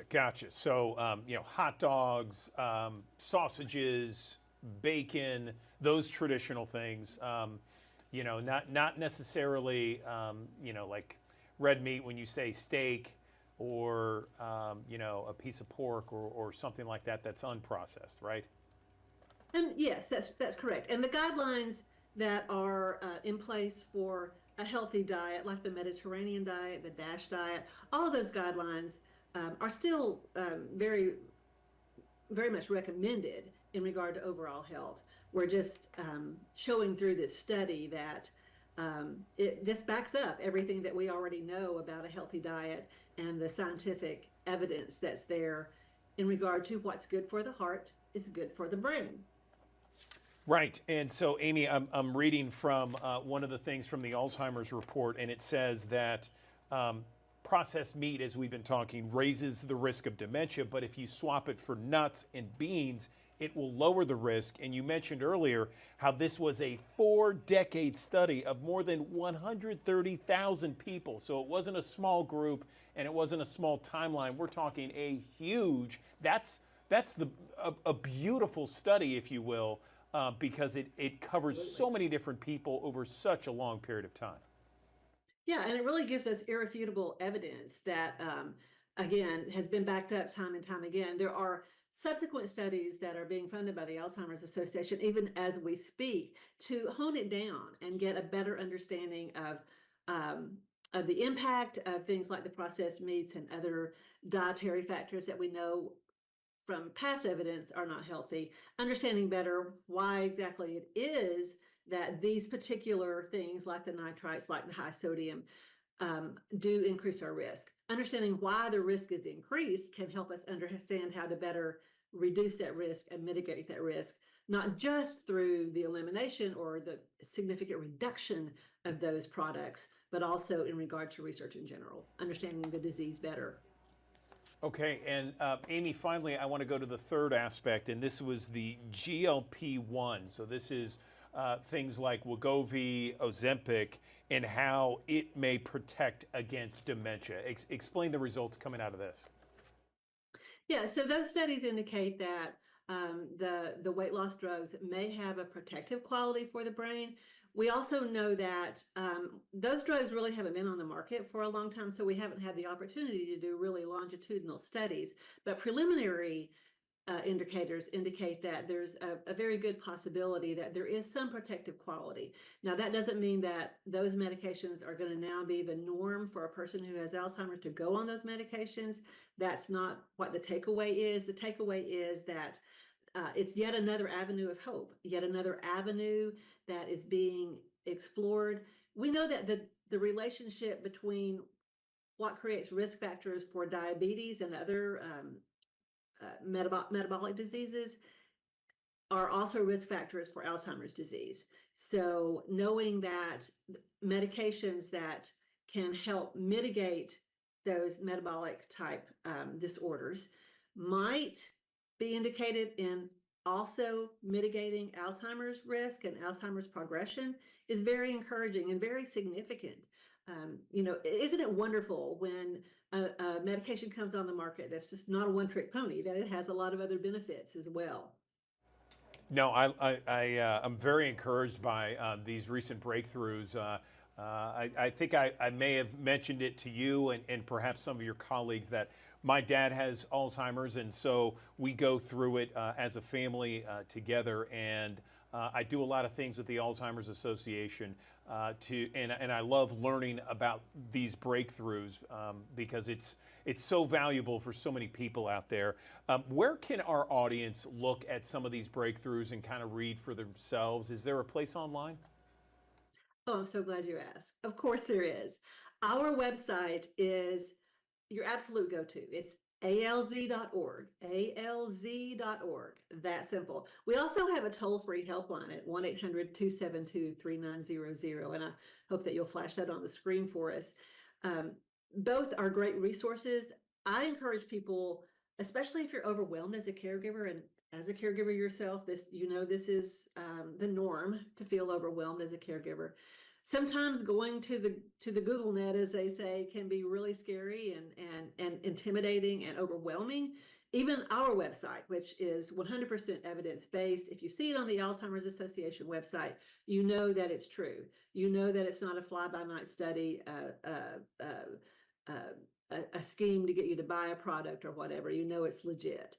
So our toll-free number is a great resource too that I think is drastically underutilized. You can ask a question about anything. You can ask a question about what we just talked about today, about the blood test, about whether Ozempic is going to help reduce your risk. It doesn't have to be a deep, intense question. It can be anything you need and want to know about Alzheimer's disease. We are in the business of education and support, along with, of course, funding the research and even providing research studies as well. That's our business. It's what we do. We are here to help. We are here to help in whatever way we can. And that means one-on-one. If it's a one-on-one conversation with our helpline, and it helps even one small bit in helping you understand your risk, mitigating your risk, or understand your role as a caregiver and how to best provide care for your loved one. All those things are so important. And that's why we're here. And we want people to help us do our job. We want to have people that we can serve. Amy French, we really appreciate this conversation. Thank you so much for letting us know about these recent breakthroughs, valuable information that people can check out at alz.org. Thank you for your time. Thank you.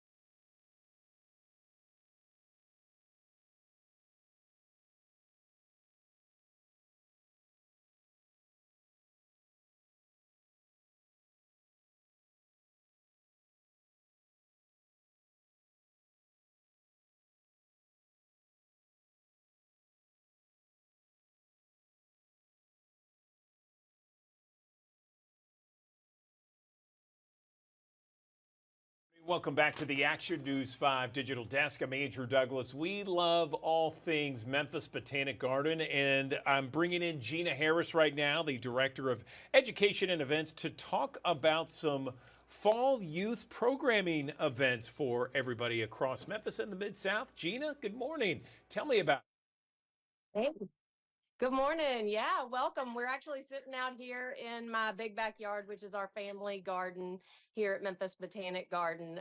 And we have all kinds of different programs. I know all the kids are sad that it's the end of summer and we got to go back to school, but that means we also have lots of fun stuff happening here for them. So we've got our Caterpillar Club. So if you have little ones that aren't in school yet, this is for ages 2 to 5. So kind of that first time to introduce the little ones to an outdoor experience, an outdoor space.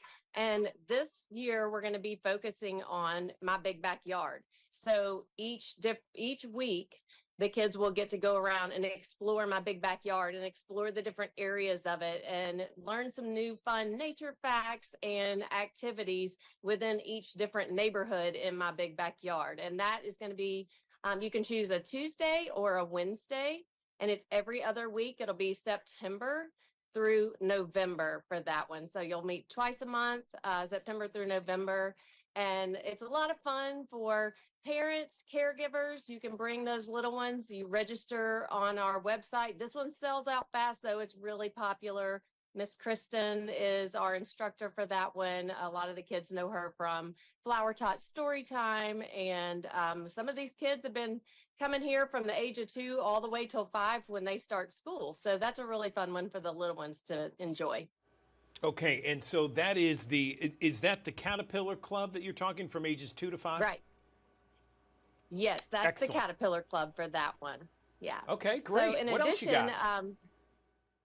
yeah, so we also have our homeschool days. So if you are a homeschool family, we have programs for you as well. Those are going to be on Mondays, once a month from September through December. And again, these are just ways to explore. This semester is going to be all about plants and what it takes to grow plants. So we'll be talking about weather and sunshine and how that helps plants. You're going to be talking about the different parts of the plants and how we even eat some of those different parts, from the stems to the roots to the leaves to the fruits. And so each different class is on there. You can register for that as well on our website. And that one again is going to be September through December on Mondays. That sounds amazing. You know, I can remember even going back to when I was, little and exploring nature at that time frame. And just in that time of your life, it's just so cool. It's interesting. It's new. It's fun. And the Botanic Garden's a great place to do it. Yeah, there's so many different memories that people have of their childhood, and a lot of those do happen outdoors. Sometimes it's digging in the mud, it's pulling up those worms, it's seeing a bird that you've never seen for the first time, all of those fun experiences. And so we also have something for if you are in school and you still want to have some of those fun experiences, you can come to our after school garden club. This is a new one that we're going to be starting. It's going to happen right here in my big backyard, over towards my little garden, and the guest house will be kind of our classroom space. That is going to begin in September, and it'll go September and October. It's a 6-week program, and it's where kids can learn a little bit more. This is for the older ones, like 7 through 12-year-olds. And you can come to this 6-week program and learn about how to start your own garden. Why is it important to have a garden? What are the things that gardens provide for us, for our food, our clothing?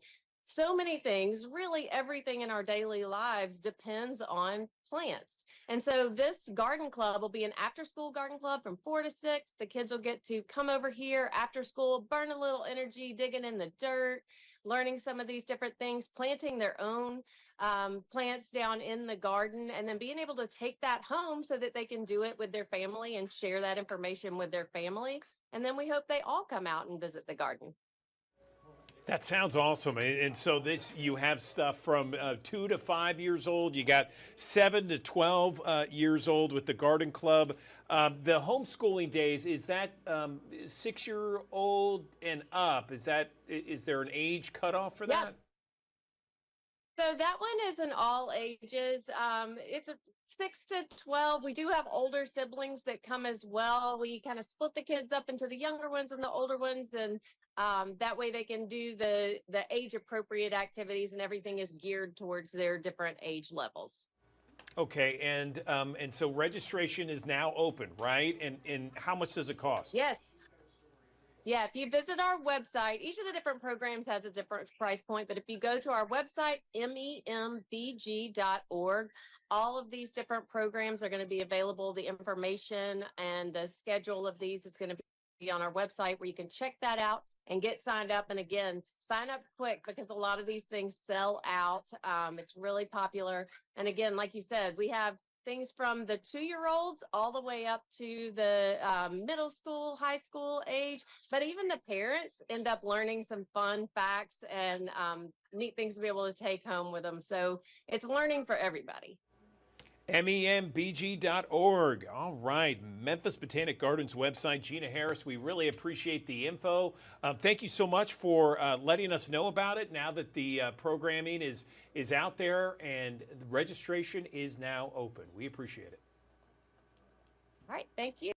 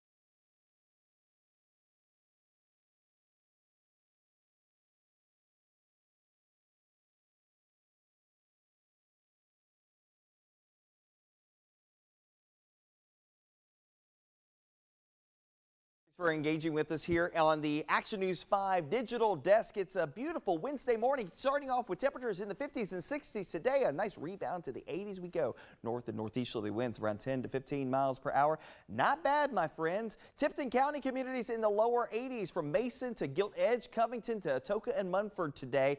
And for our friends in Lafayette County, a touch warmer, mid-80s expected this afternoon in Oxford, Kiel, and Taylor this afternoon, with a lot of sunshine to go around. Tonight we'll bottom out in the 50s and 60s. Again, outlying areas in the 50s, 60s here in the city of Memphis.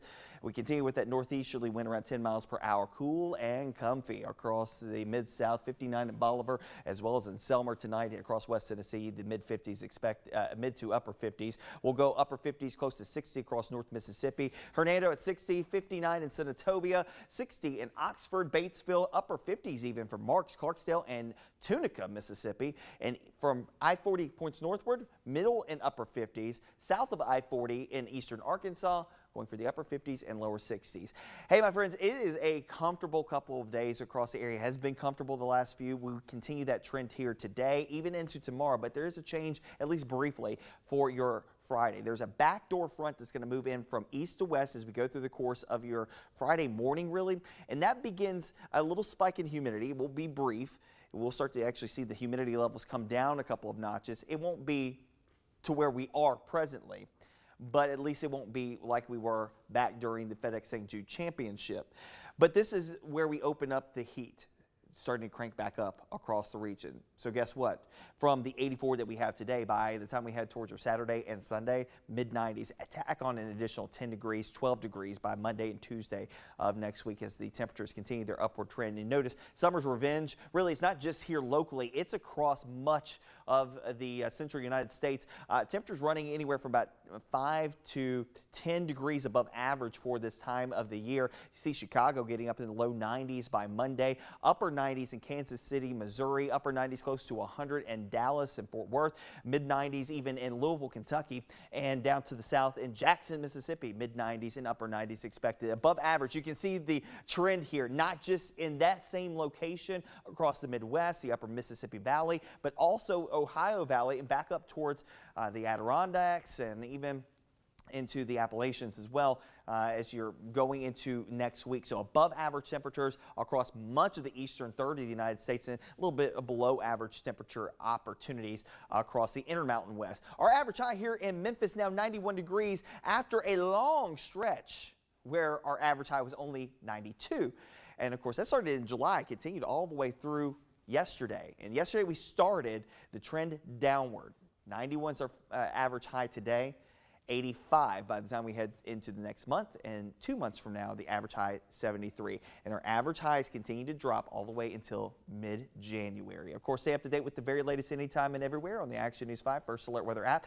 Download it in the Google Play Store and the Apple App Store. Your extended 10-day forecast, 84 today, down to the upper 50s, low 60s when you wake up early tomorrow morning, back to the upper 80s, low and mid 90s as we head towards Friday, Saturday, Sunday, adding in a chance for an isolated shower or two. I think the chances are going to be pretty slim Sunday, Monday.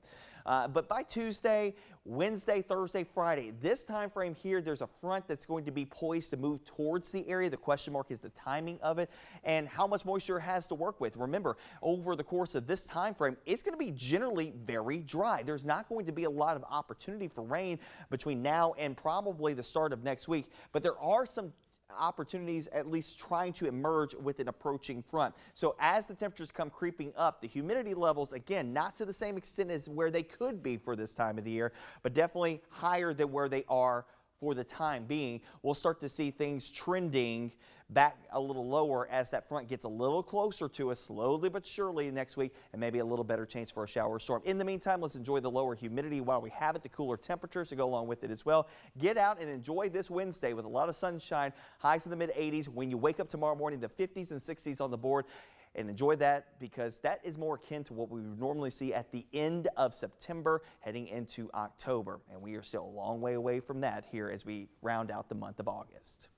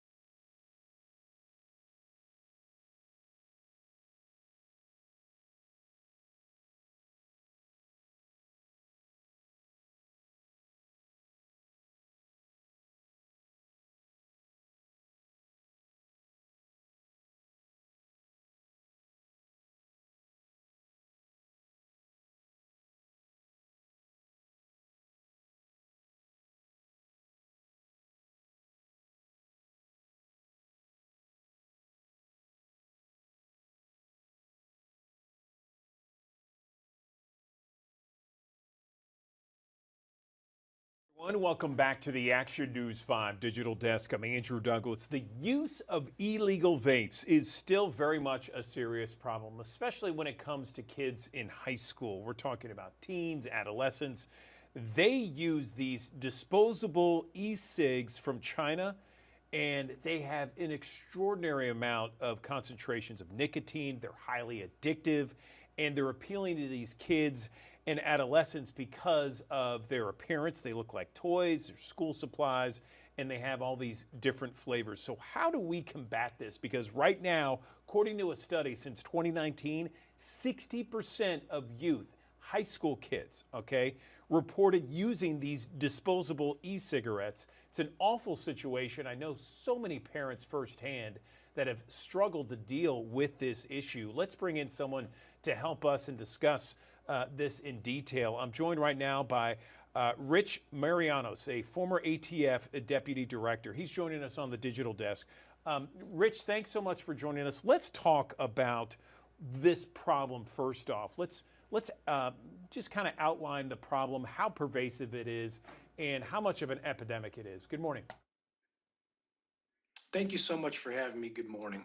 Let's just go with the statistics of what you said earlier. If 6 out of 10 kids are using it right now, it is a huge problem, especially right now with a new school year. We've seen in the last 5 years a 2,000% increase among young adults that are addicted to these vape products, and now they're going to be going into schools. Almost zombies is what I say. So addictive with products like Tyson's Heavyweight 1000 Puff Mango Cherry version, not manufactured by industry, manufactured by Chinese organized crime. But this addiction creates a disruption which affects our school system, our parental duties, school resource officers, our administrators. And if we don't grab a hold of Chinese organized crime that's involved in this, the problem will just become more and more severe every day going into this year. How are these kids? Because, you know, I mean, both my kids are in college and they were in high school, and they would tell me certain bathrooms in the high school where these kids would vape and you know, have these flavors, cotton candy, creme brulee, that sort of thing. How do these kids, first off, get these products? Are they being sold everywhere? And why isn't there a crackdown on this kind of thing? Well, let's start first. How are they getting it? A lot of it is through the websites and social media, or illicit vape shops that are selling it directly to the kids that aren't paying attention to the laws. They're not paying attention to regulations, and they're actually putting out poison, unregulated Chinese poison, to our children. What we need to be cognizant of and understand that this is our #1 threat of national security. It's another vehicle for Chinese organized crime to come in, make more money on the backs of America, and go after our greatest resource, which is our children. So bad, Rich.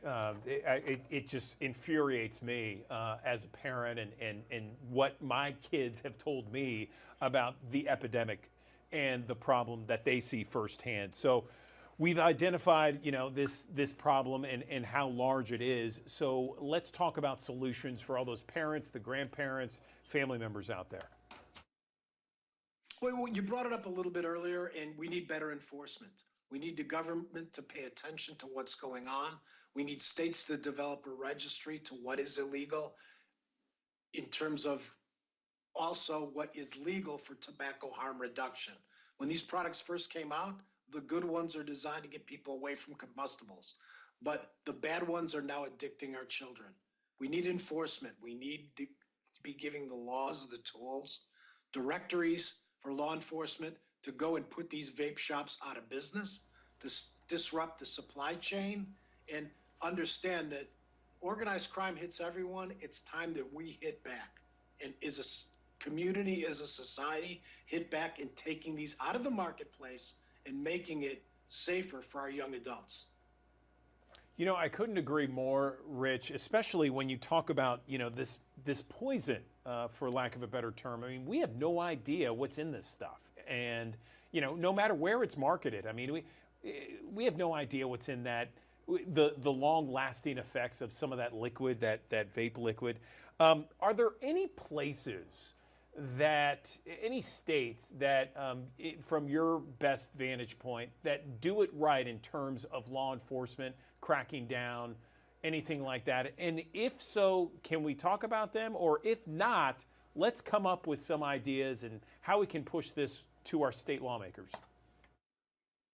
The best strategy are those that have registries, that are working in concert with their law enforcement partners and coming up with a solution, working with their schools, identifying the delivery system that these young adults are using to sneak it, and then going out there again to arrest and disrupt the marketplace. Enforcement works.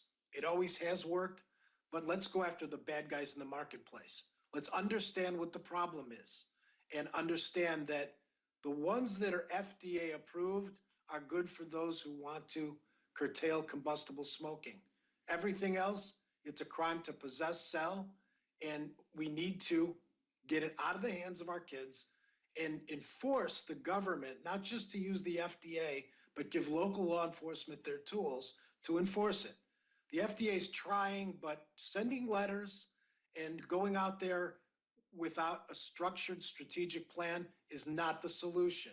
We need a real law enforcement agency and real police to get behind this, to go after, again, our largest national security threat, and that is Chinese organized crime. I think a lot of parents and grandparents, Rich, are saying, hey, can you say it louder for the people in the back? You know, we have thousands of people watching us each and every morning here on the digital desk. If they want to do something and they agree 100% with what you're saying, what would you recommend they do?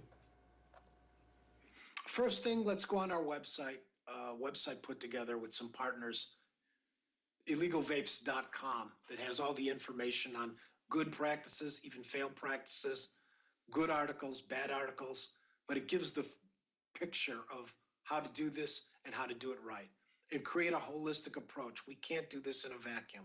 Our politicians have to. They must work with the school system. They must work with the parents. They must get involved in the community and hear what the biggest problems are. You talked about the bathroom vape location. They need to understand that some of these schools have locations where these kids know to go that are unsupervised, and it's a problem, it's a threat. They need to work together in this, what I call the holistic approach, rather than make these decisions in the vacuum.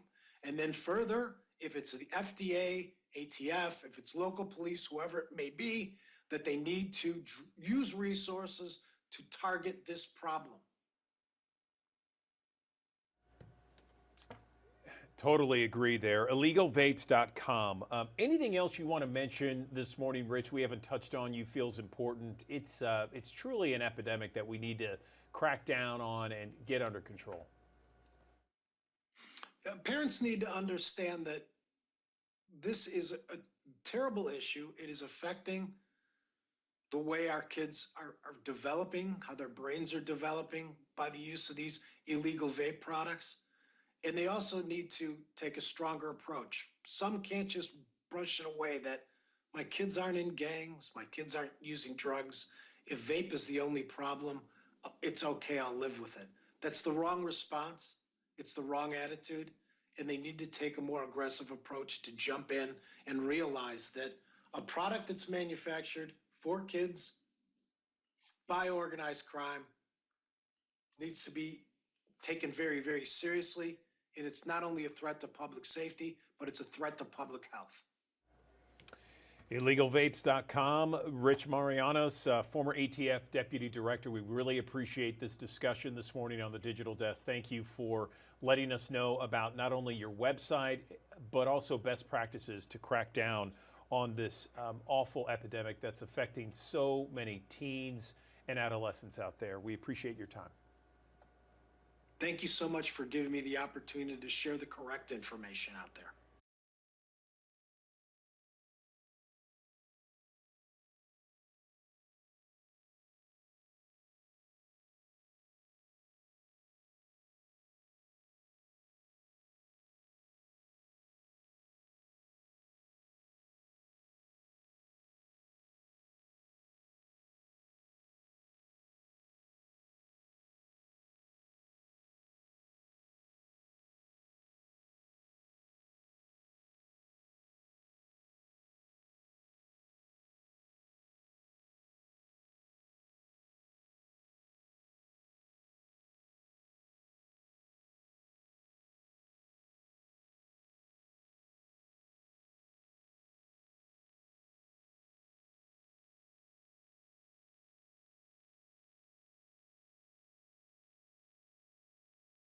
Children's Research Hospital is world-renowned for its work in pediatric cancer research and treatment. And as part of its mission to defeat cancer, St. Jude is raising awareness with an important message for parents. HPV vaccination is cancer prevention. Let's talk more about this issue right now with Heather Brandt. She is Director of HPV Cancer Prevention Programs at St. Jude Children's Research Hospital, joining us on the Action News 5 digital desk. Heather, good morning to you. Tell us about the HPV cancer prevention program there, and maybe some more interesting headlines when it comes to HPV. Good morning. Good morning. Our program at St. Jude Children's Research Hospital is focused on promoting on-time HPV vaccination among children ages 9 to 12. As you and many of those watching know, St. Jude has a longstanding commitment to serving children and families and curing catastrophic diseases, and we don't yet know how to prevent the cancers for which children are treated every day here at St. Jude. However, HPV vaccination is cancer prevention. And so by focusing on-time HPV vaccination among children, we're able to prevent 6 types of cancer in adulthood. And so our program is focused on ensuring that parents, caregivers, those who are making vaccination decisions for families and children have the information they need to know HPV vaccination is very safe, it works very well, and it provides long-lasting protection. So, Heather, we know here in Memphis in the Mid-South, I mean, St. Jude Children's Research Hospital, what a gem. What a gem for our community to have you and everyone at St. Jude in our backyard. Tell us some of the misconceptions about HPV that are out there. So there are several myths and misconceptions about HPV vaccination. First, one of the more common misconceptions is that HPV vaccination is only relevant to girls and women. And nothing could be further from the truth. HPV vaccination is for everyone, males and females. In fact, the most commonly diagnosed HPV cancer is oral pharyngeal cancer, which occurs at the base of the tongue and tonsils. And that cancer is most commonly diagnosed in men, followed by cervical cancer in women. So this means that HPV is cancer prevention for everyone, and HPV vaccination is routinely recommended for males and females. A second is about the safety of the vaccination. This vaccine is very safe. We have more than 18 years of safety and monitoring data to tell us that this vaccine is like all other vaccines in terms of some pain, soreness, redness, swelling at the injection site, but otherwise no additional safety considerations or concerns for us to worry about. And then lastly, we often hear, how do we really know that giving this vaccine to children is going to prevent cancers in adulthood? And we're starting to see those benefits. We're starting to see reductions of HPV precancers and cancers, and some countries like Australia, which have really high HPV vaccination coverage, they're on track to eliminate HPV cancer, starting with cervical cancer by the year 2035. So this is a vaccination that's for everyone. It's safe, and it works really well to prevent HPV cancers. Okay, and so we have thousands of people that watch us each and every morning here on the digital desk, Heather. If there's some parents out there that want some more information, do they contact their pediatrician about it? How do they go about getting the HPV vaccine? So we encourage parents to talk to their child's healthcare provider to ask and get answers to their questions. We also want parents to be prepared for those conversations. And so we hope that people will visit our website, stjude.org/HPV and stjude.org/prevent-HPV.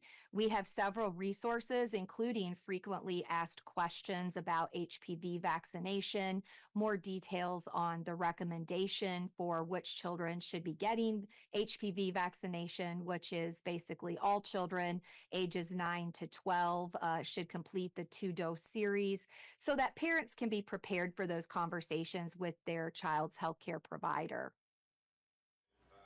Okay, Heather Brandt with St. Jude Children's Research Hospital. Thank you so much for joining us and spelling it out for us. HPV, the vaccine, and when parents should consider it for their children. We appreciate your time.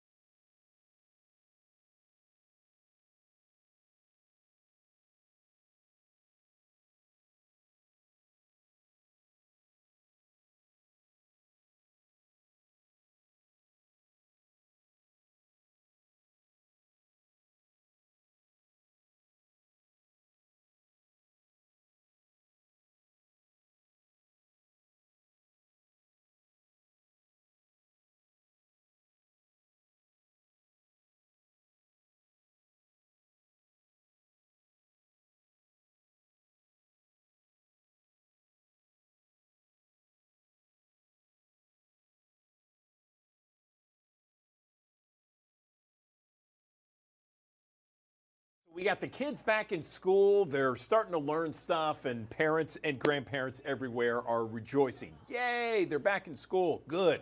What about their health when they're out on the competition field, when they are competing with others? You want them to do as best as possible. You want them to be great and achieve greatness. But what about the safety and the health of your student athlete, okay? Especially with the heat that we all see here in Memphis and the Mid-South. Let's bring in someone to talk more about it right now. I'm joined by Kyle Lubrano. She is a member of Players Health. It's a sports insurance company joining us on the digital desk. Kyle, thanks so much for joining us here. So where do parents, student athletes, where do they make the biggest mistake when it comes to staying healthy during their competitions? Good morning. Morning. Yeah, thanks for having me. Yeah, so a couple things. The first one would be, I think we don't acclimate the athletes back into the activity, right? So, they've probably been indoors a little bit trying to beat the heat. They've been in pools, and so we kind of throw them back out on the field and expect them to go full force right away. And so, really, we'd want them to start off with some, shorter sessions, speaking, particularly around the coaching aspect and kind of acclimating them right back into it in terms of, maybe shorter sessions to start with, not if they're, if we're talking about football in particular, doing, no equipment to start, shorter sessions leading into larger sessions as they get acclimated. It can take up to 2 weeks to be fully acclimated to the heat. So in preparation for that, parents can really start to get their kids outdoors, maybe go out depending on what sport. If it's soccer, kick around with them. If it's running, obviously they're going to want to have been running leading up to the preseason. Great. That is a great point. And, it gets so hot here in Memphis and the Mid-South, especially this time of year in the month of August and even in parts of September. And I guess when it comes to hydrating, that's something you need to be cognizant of no matter what, right? Yes, yeah. So as we send them back out into the heat, they should be hydrating frequently.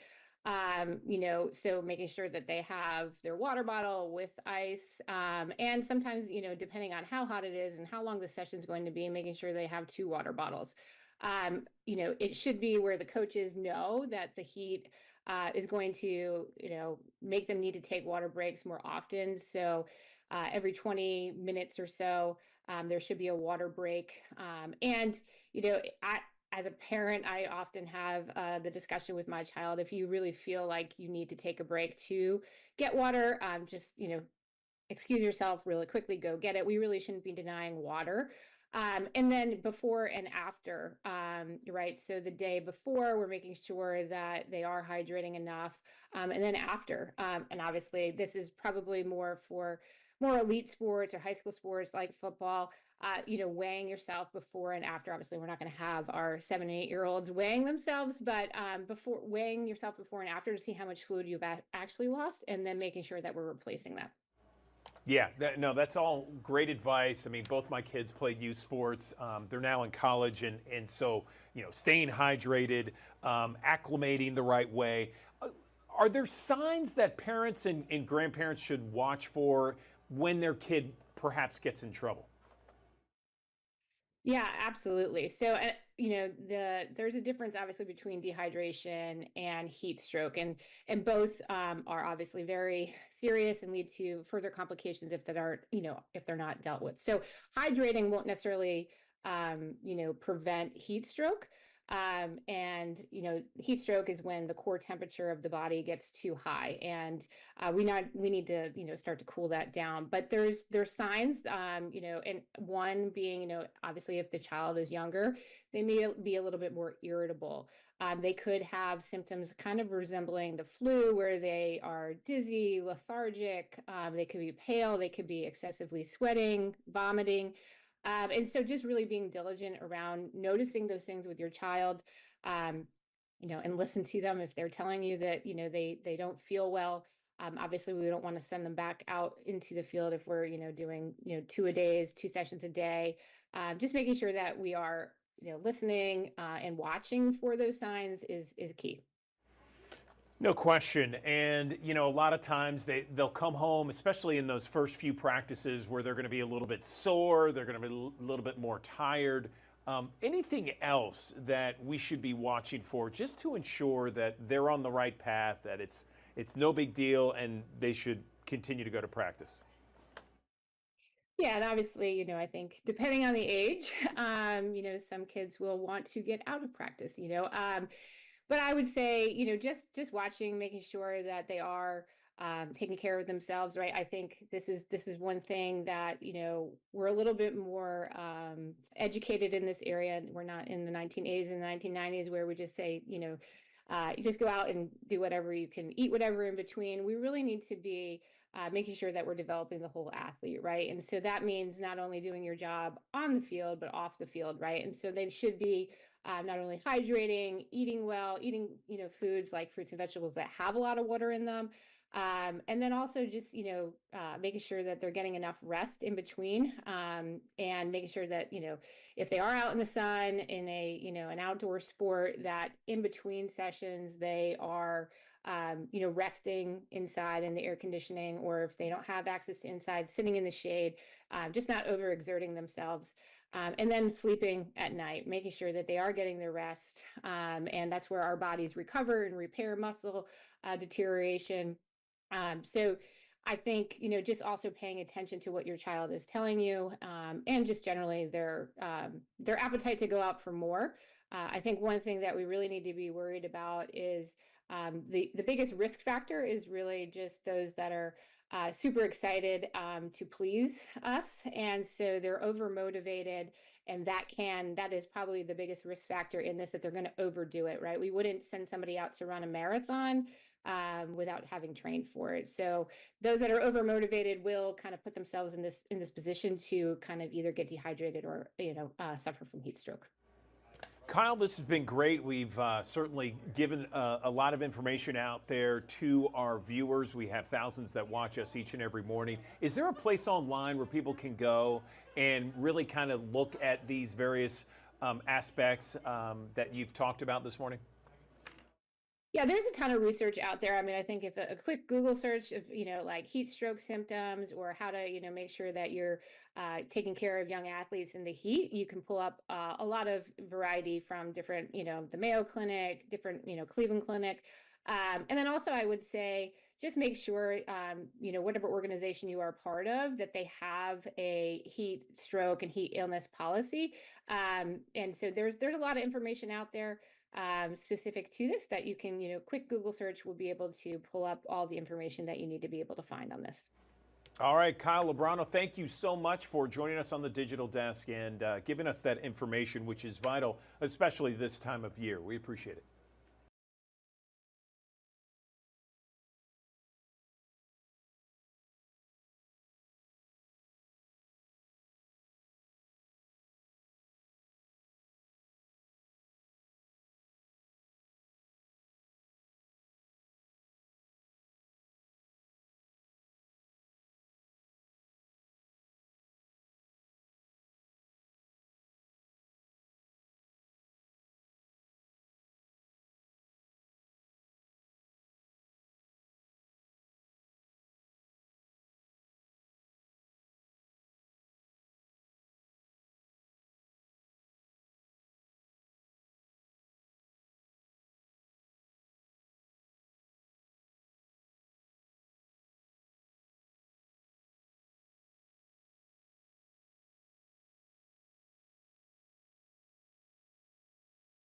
For engaging with us here on the Action News 5 digital desk. It's a beautiful Wednesday morning, starting off with temperatures in the 50s and 60s today. A nice rebound to the 80s we go. North and northeasterly winds around 10 to 15 miles per hour. Not bad, my friends. Tipton County communities in the lower 80s from Mason to Gilt Edge, Covington to Atoka and Munford today.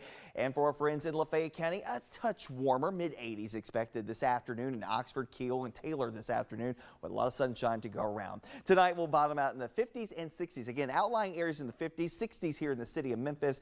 We continue with that northeasterly wind around 10 miles per hour. Cool and comfy across the mid-south, 59 in Bolivar, as well as in Selmer tonight across West Tennessee. The mid-50s expect mid to upper 50s. We'll go upper 50s close to 60 across North Mississippi. Hernando at 60, 59 in Senatobia, 60 in Oxford, Batesville, upper 50s even for Marks, Clarksdale, and Tunica, Mississippi. And from I-40 points northward, middle and upper 50s.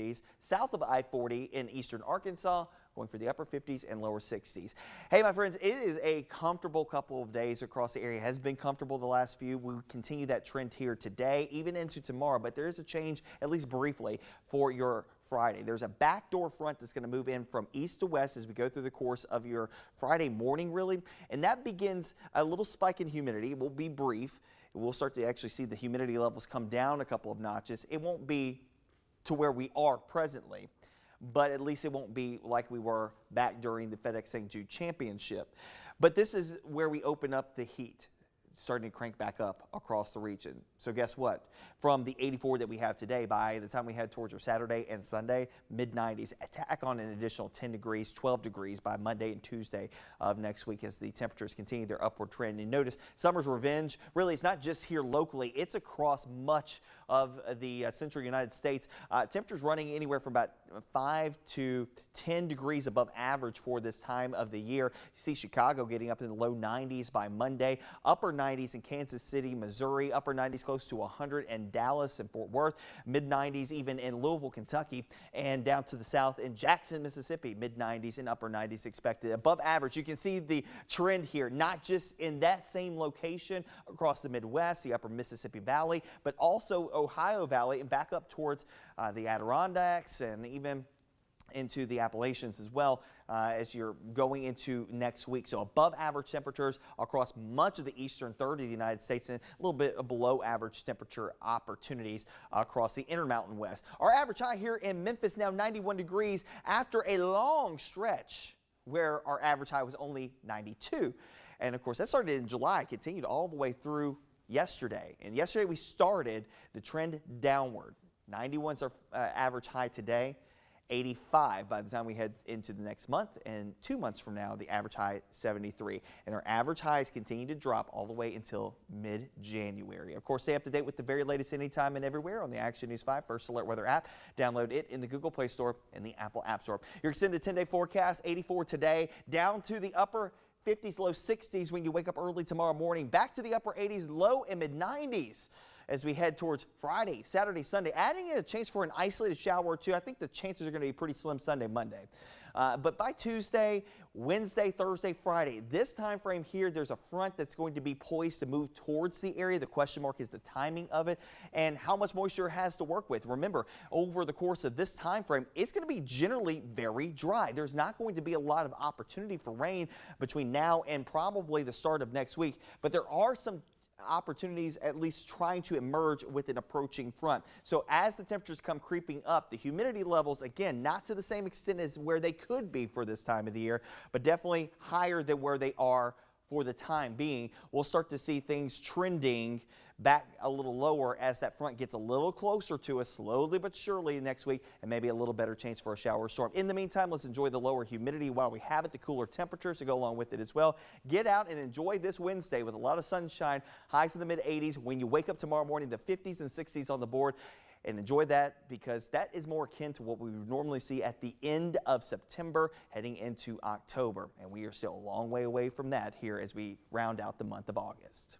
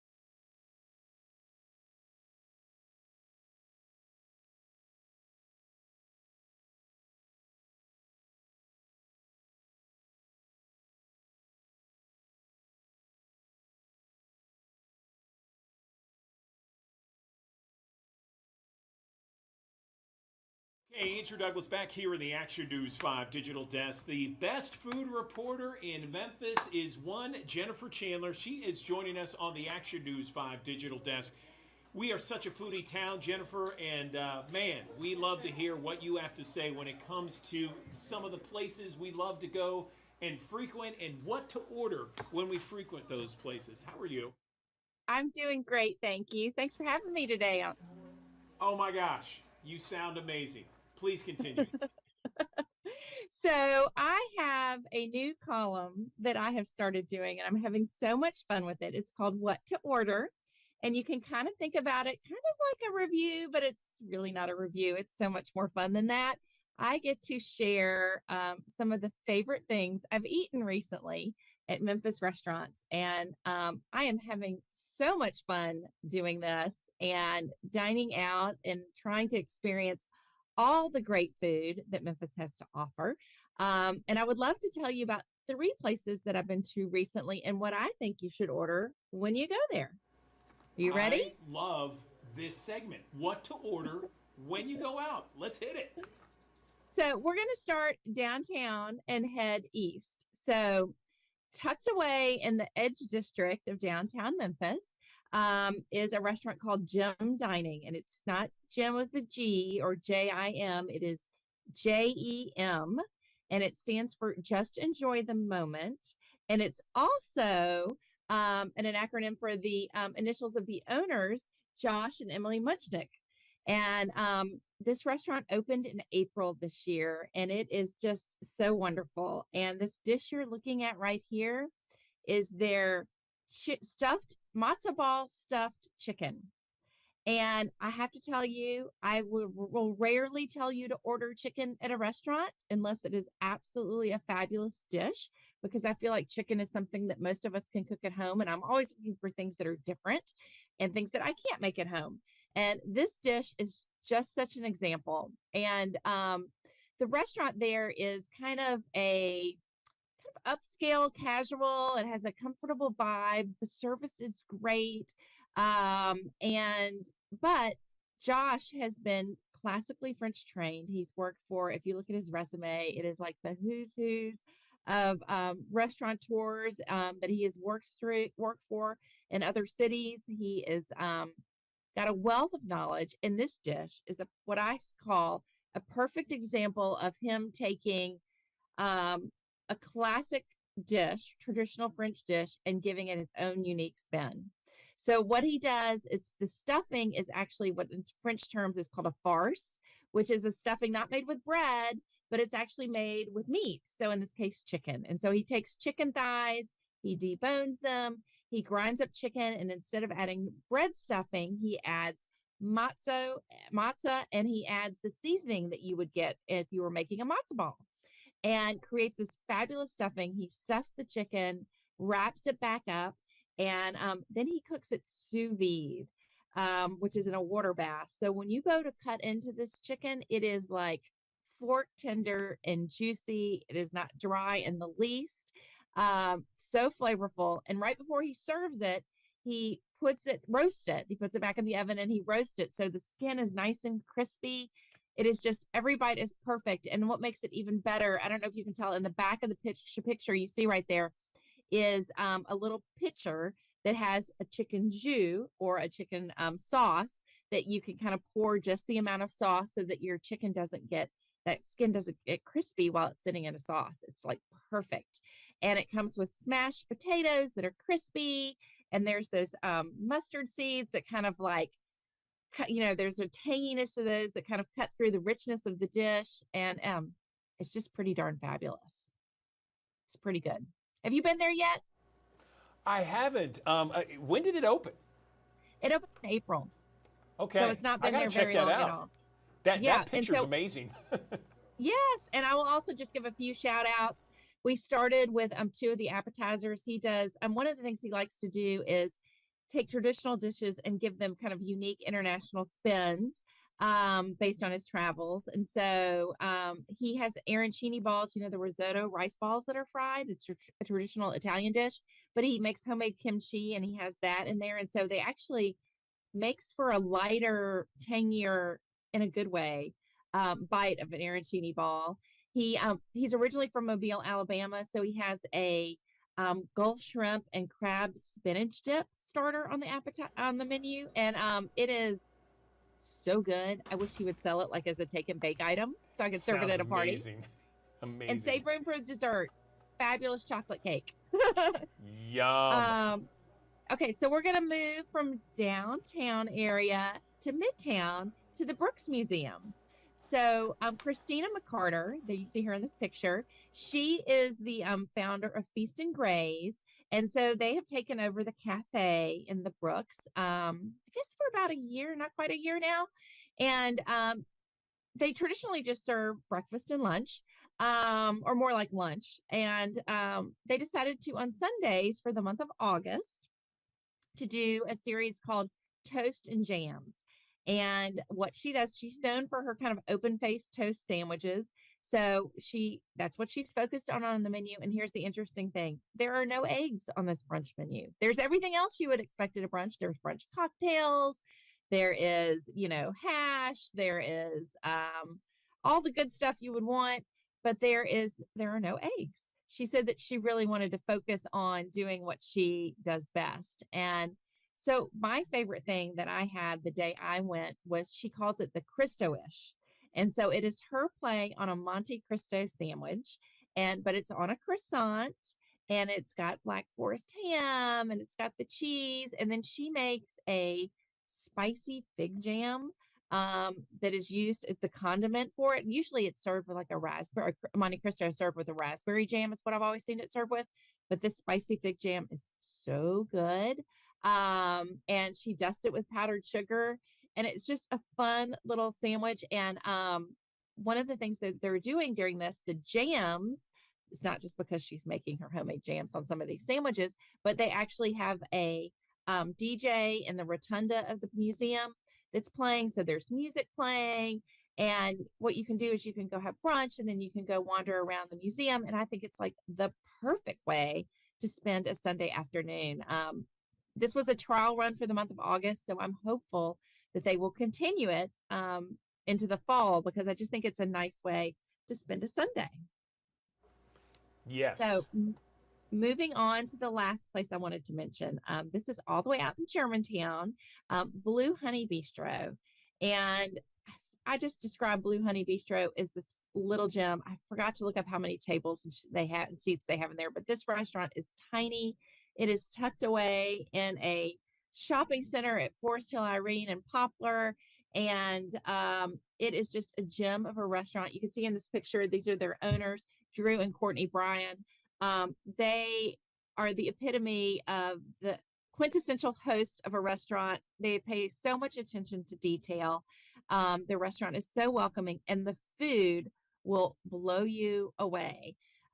So one of the things when you go there that you need to start with, and one of their signature items that never goes, their menu kind of changes regularly, is their mushroom toast. I think it's called Mushrooms and Toast is the official name of it. And it's a dish. This was such a cute story that Courtney was telling me that they had it at a restaurant on their travels like years and years ago when Drew was working for other restaurants. And she was like, you need to put this on a menu. And he was like, I'm only going to do it when I have my own place. And so he saved the dish. And now that he has his own place, it's been open for a couple of years. This has become their signature item that won't ever go away, because one tastes so good and it's such a popular fan favorite, but it means so much to the couple. But what he does is he takes mushrooms that are sourced locally from Bluff City Fungi and does a mixture, and they're sauteed and they're served over a piece of ciabatta bread, and they're just perfectly seasoned. There is a runny egg in the middle. I mean, it is so, so good. And I like to, when I order it, because it's fairly large. So when I go, I like to share it for the table. I always ask for a steak knife, and I cut it into, 4 pieces, and we each have it as an appetizer with like a salad. And it's just a great way to start a meal there. But for the entrees, one of the things that I always say when you go there is just try the fish. Drew is a master when it comes to cooking with fish. And what I love about it is he's sourcing great fish and having it flown in. And then what he does is he just cooks it simply and lets the fish stand on its own. It's always perfectly cooked with a nice sear. but whatever he is putting in the bottom is usually a standout as well. A night I went recently, he had this delicious farro risotto, and farro is a whole grain that's got this nutty kind of texture, and he cooked it like risotto, and it had vegetables in it, and there was a beurre blanc sauce that brought it all together, and it was light and refreshing and filling and delicious, and it was just the whole thing was perfect. It was so good. And this is another place too, I will say, save room for dessert. They have a lot of good things for dessert on the menu, but one item like the mushrooms and toast, another item that will never change and stays on the menu here is their chocolate fondant cake. And it is basically a perfectly cooked molten chocolate little cake, you know, like an oversized cupcake kind of size, but it sits on a bed of bruleed homemade marshmallow cream. And that's on one side of the plate. And then on the other side of the plate is their homemade gelato that is just this caramel gelato that is just to die for on its own. And it has like this kind of praline nut mixture, cashew nut mixture going on with it, and caramel sauce. And it's just really, really, really good. Very, very delicious. And I think I just said it was caramel ice cream. It is vanilla ice cream with caramel sauce. Amazing. I've been there before. It's so unassuming too. I mean, it's in the middle of like a strip plaza right there, in the same one as Mellow Mushroom and some others. But wow, it just blows you away each and every time. That is, it's so small too. I thought they were expanding. Are they expanding? They were going to expand. They had closed for a large part of this year with the intent on expanding. And I don't know really what happened there, but they ended up deciding to keep their original footprint. So they are still in the small footprint and not growing at this point. But I kind of wish they would. I would always say if you want to go there, you might want to call and make a reservation because the restaurant is so small. But it is worth waiting for sure. Yes, outstanding indeed. I love this, and I love the segment and what to order when you go eat out. It sounds fantastic. Jennifer, anything else before we let you go? I'll give you a little bit of food news that came out this week. Bayou Bar and Grill in Overton Square has new owners. That is probably the longest running restaurant I didn't confirm that, but that from my memory, in Overton Square. It's been open since the 90s, over 30 years, almost 40 years, actually. I think it was 37. And longtime owners, Bill and Carla Baker, who have run it for 30 years, have sold it. And it has been bought by Crosby Keltner, who is a restaurateur that is from Memphis, went to Nashville and moved back. And two longtime managers, Amara Jameson and Tyler Hamilton. So I think it's going to be a great mixture of people to move this restaurant that is so loved by Memphians into its next chapter. So I'm excited about that. Few closings to announce. New Wing Order, that great food truck that has won many, many awards, has closed. Hopefully it will come back in another format somehow. The owner, Jesse McDonald, said he has plans to bring back that brand somehow. So keep your fingers crossed on that one. Okay, Jennifer Chandler, always giving us an update in the scoop and what to eat and what to order when we eat out. Jennifer, thank you so much. Always appreciate our conversations. Yes, thanks for having me.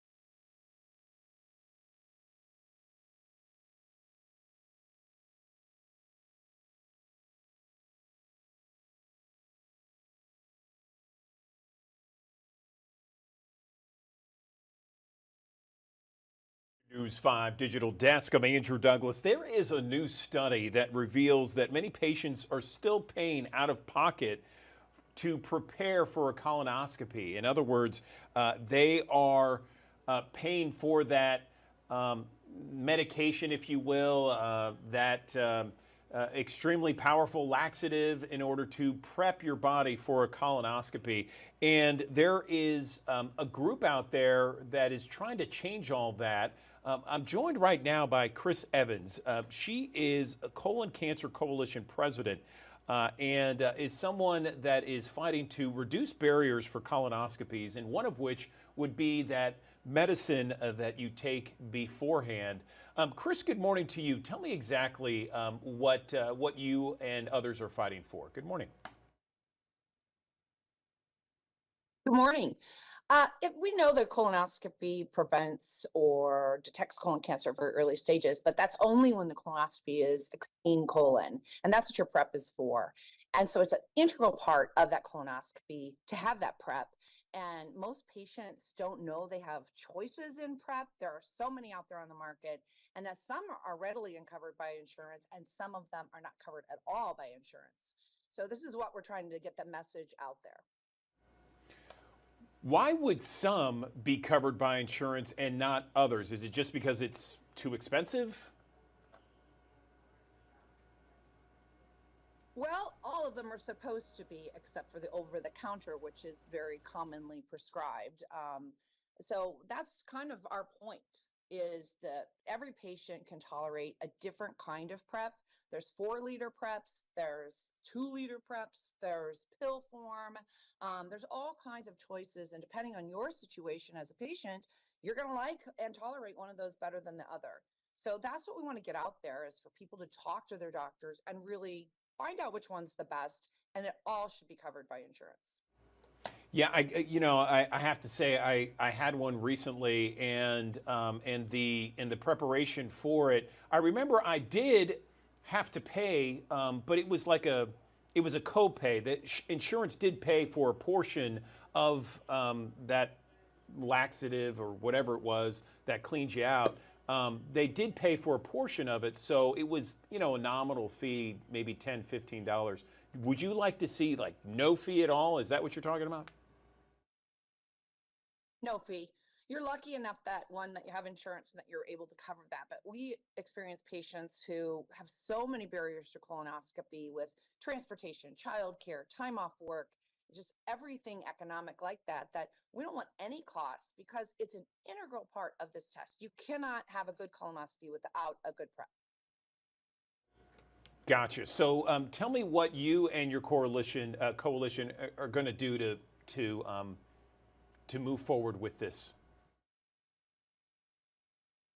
So we're kind of working legislatively. We know that the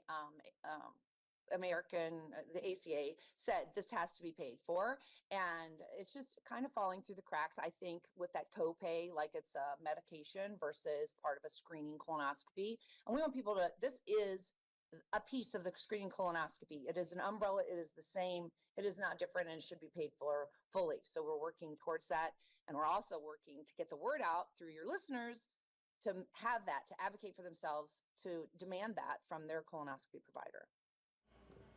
Okay, so we have thousands of people that watch us each and every morning here on the Digital Desk. Anything that you would like them to do? Is there a place where they can go online?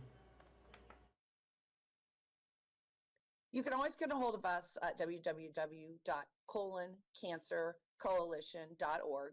We have lots of information about colon cancer and about our events. And in there, there's an info line. If you need some help, email us. We'll get involved. Just really think about the prep, not just the test. The test sort of overwhelms your mind when you have to go for a colonoscopy. And so then step back a minute, think about the prep, and think about asking those questions, whether you're diabetic, whether you can't tolerate large volumes of liquid, whether pills make you can't swallow pills. There's all kinds of really good considerations to not take the prep as a sideline. It's actually the main part of the test. And so let's talk about it. Let's get it the right thing for you, what you tolerate and what you can afford. Okay, Chris Evans, we really appreciate your time this morning. Thank you very much for the info, the knowledge, and good luck with your coalition's push to make it all paid for by insurance. Thank you.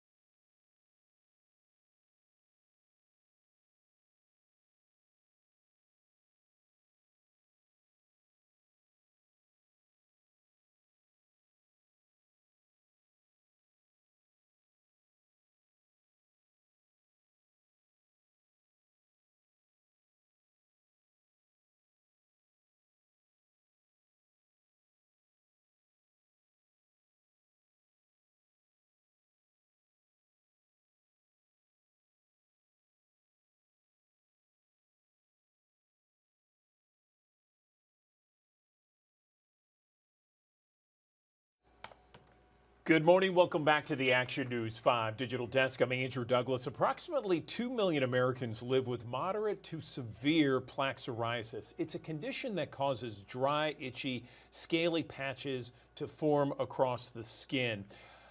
I want to bring in a couple of people to talk about the impact of plaque psoriasis on patients' lives and how they can celebrate their inner strength, navigate conversations with their doctor to feel more empowered when it comes to finding treatment that will be right for them. Nikita Chopra, she is a chronic illness advocate, and Dr. James Lebecko, a dermatologist. And Dr. James, let's begin with you. Can you briefly describe what plaque psoriasis is and how it infects people in different ways? Good morning. Proud to partner with Bristol Myers Squibb and the So Have You Found It campaign to help empower people and educate them on psoriasis, which is a chronic inflammatory condition driven by an overactive immune system, driving that thickening and scaling, redness and plaques and patches across the skin, classically involving the back of the scalp, the elbows, the knees, although really can be anywhere on the body, classically beginning in the early adult period, although it can occur at any point really through life. So how do people prepare for a conversation to have with their dermatologist about this condition and to find the proper treatment for them? Yeah, that's really why we're here. Is patients should be aware that we are here to help them, and patients are often a little bit alone or feeling like they don't know what to ask about or seek when they're talking about their psoriasis. So the So Have You Found It campaign built a website, sohaveyoufoundit.com, that provides scripts and questionnaires and provides information for patients to be able to really be better informed and having the right questions to ask their dermatologist when they come in for those visits. Okay, and Nikita, over to you now. I understand you are someone living with plaque psoriasis, and now you're an advocate for not only others, but for yourself when it comes to various treatments. Can you maybe give us some advice for all those people out there that have plaque psoriasis and are unsure of the best methods to get the best treatment? Sure. Yeah. I was diagnosed with plaque psoriasis many years ago. And like a lot of people, I felt very confused. I felt very isolated. I felt very alone. And it was really overwhelming. And it took me quite a while to find my inner strength, find my voice, and really find the ways that I could navigate my health journey with my dermatologist in the best possible way. So I've been so excited to partner with Bristol Myers Squibb with the So Have You Found It campaign, because when you go to sohaveyoufoundit.com, you'll see that there are scripts for you where you can go to the doctor and actually use some of those scripts to have you have that sense of empowerment. There's videos with people like Mindy Kaling and Ted Danson, as well as real patients that are helping to understand what it's like to really live with plaque psoriasis so that people don't have to feel so alone like many have throughout their journey. Nikita, where do people get it wrong when they think of plaque psoriasis and just what it is and the treatments? Yeah, well, I think a lot of times, people don't always know that there are so many things that come up for someone with plaque psoriasis that are in part of your social experiences. I know when I was first diagnosed, I felt really embarrassed. I felt really self-conscious. So it is about finding that right provider, that dermatologist or specialist that's going to work with you, that really understands you, that really believes in the things that you're telling them. And you can go to sohaveyoufoundit.com, as I said, and see how you can really speak to that person to make sure you're working with the right person for you. And I think that sometimes people get it wrong by just not understanding that emotional aspect to navigating a disease like plaque psoriasis. Dr. James Labecca, over to you. What kind of treatments are available for people that have been diagnosed? Well, psoriasis has really gone through an evolution of therapy in the last 20 years or so, from light therapies and creams that people apply to areas to, injectable medications like biologics and once daily oral pills like Sotyktu or deucravacitinib, which can be used to treat their chronic plaque psoriasis. And it's worth that discussion to discuss with the patient and the doctor, the benefits of that therapy, as long as any risks to go along with it, like coughs or cold, upper respiratory tract infection, or acne-like eruptions that can occur on the skin with that. Okay, before we let you guys go, Nikita, can you give us a place online where people can learn a lot more about not only plaque psoriasis and various treatments available, but also about your campaign? So, have you found it? Absolutely. They can visit sohaveyoufoundit.com to learn more. Okay, thank you both for joining us on the Digital Desk. We appreciate it. We have thousands of people that watch, and so I know that the information that you guys told us is very helpful to so many.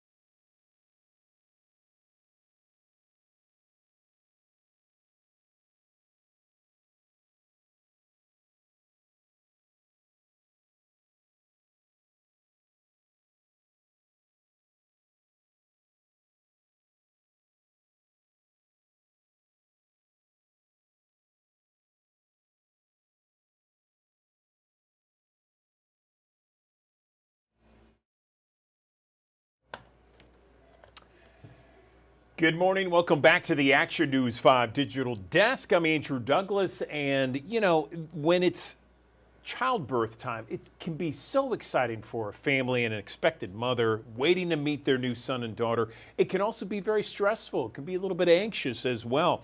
Let's bring in someone to talk about a brand new program at Regional One Health. I'm joined right now by Bonnie Miller, a registered nurse with Regional One Health, who has spearheaded a new initiative called Teen Birth. Bonnie, good morning to you. Tell us what Teen Birth is all about. Good morning. Thank you for having me. Teen Birth is a delivery system of how we communicate with our patients. It's evidence-based, enhanced communication between the patient and their provider, and it puts the patient at the center of all of their care. It's a huddle that we do to meet with our providers and our patient to come up with a plan of care. So tell us what it was like beforehand and how it's now enhanced with this new program, Teen Birth. Oh yeah, what sets Teen Birth apart from our traditional care model is it's the ability to break down silos that often separate our patients, providers, and the hospital. Instead of operating in those little bubbles, Teen Birth creates a standardized flow of communication, ensuring that everyone is involved, especially the patient. They are the center of all of our care.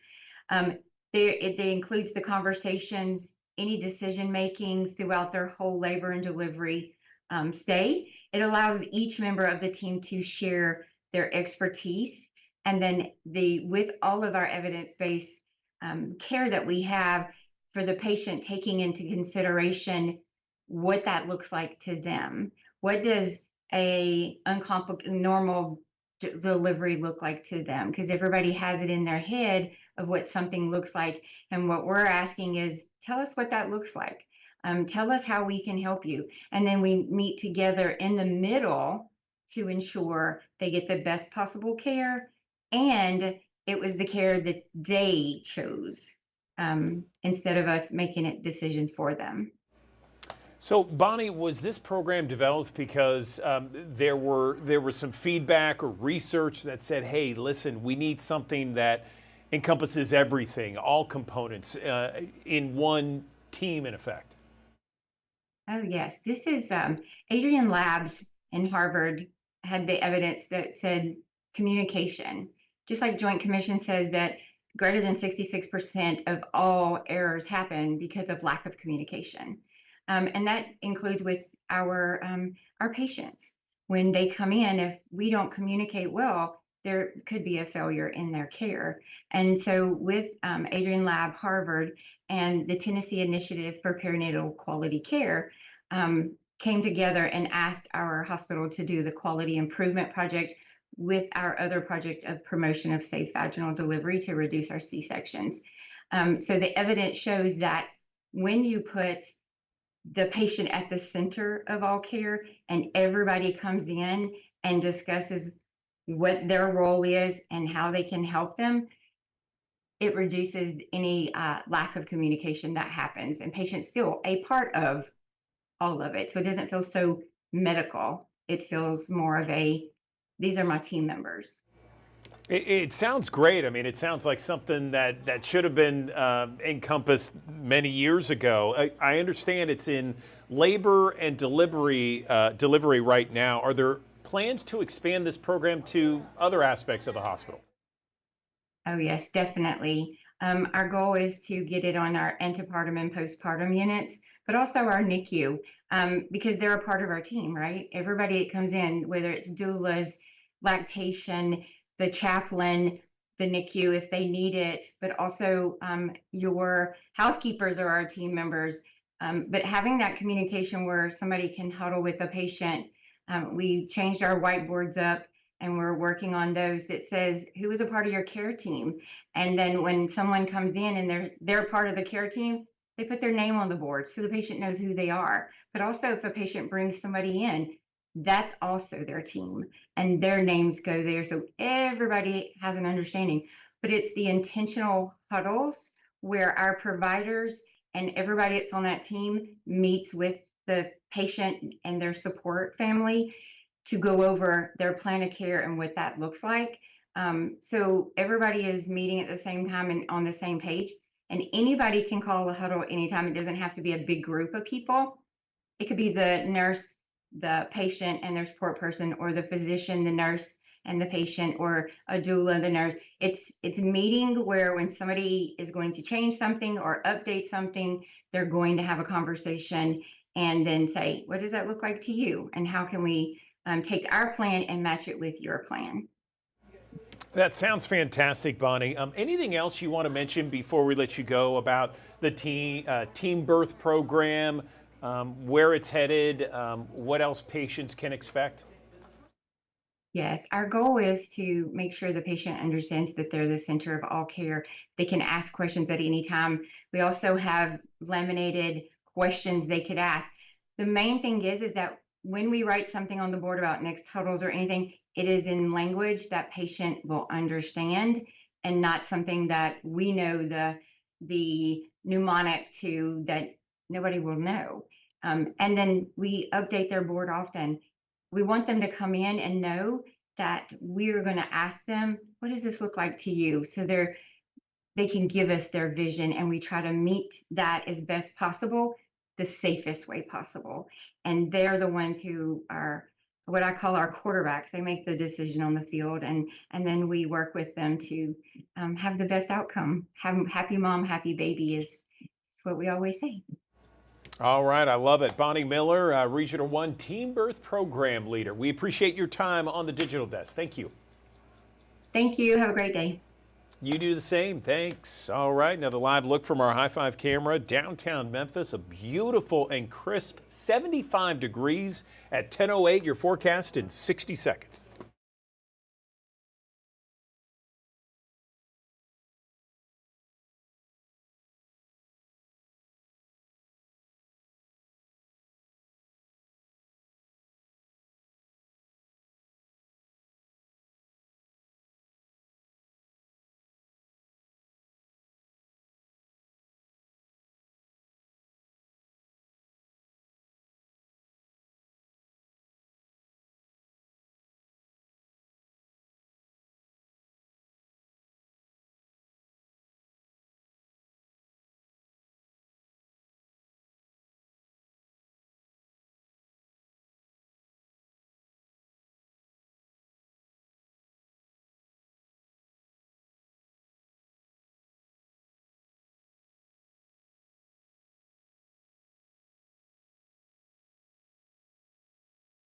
For engaging with us here on the Action News 5 digital desk. It's a beautiful Wednesday morning, starting off with temperatures in the 50s and 60s today. A nice rebound to the 80s we go. North and northeasterly winds around 10 to 15 miles per hour.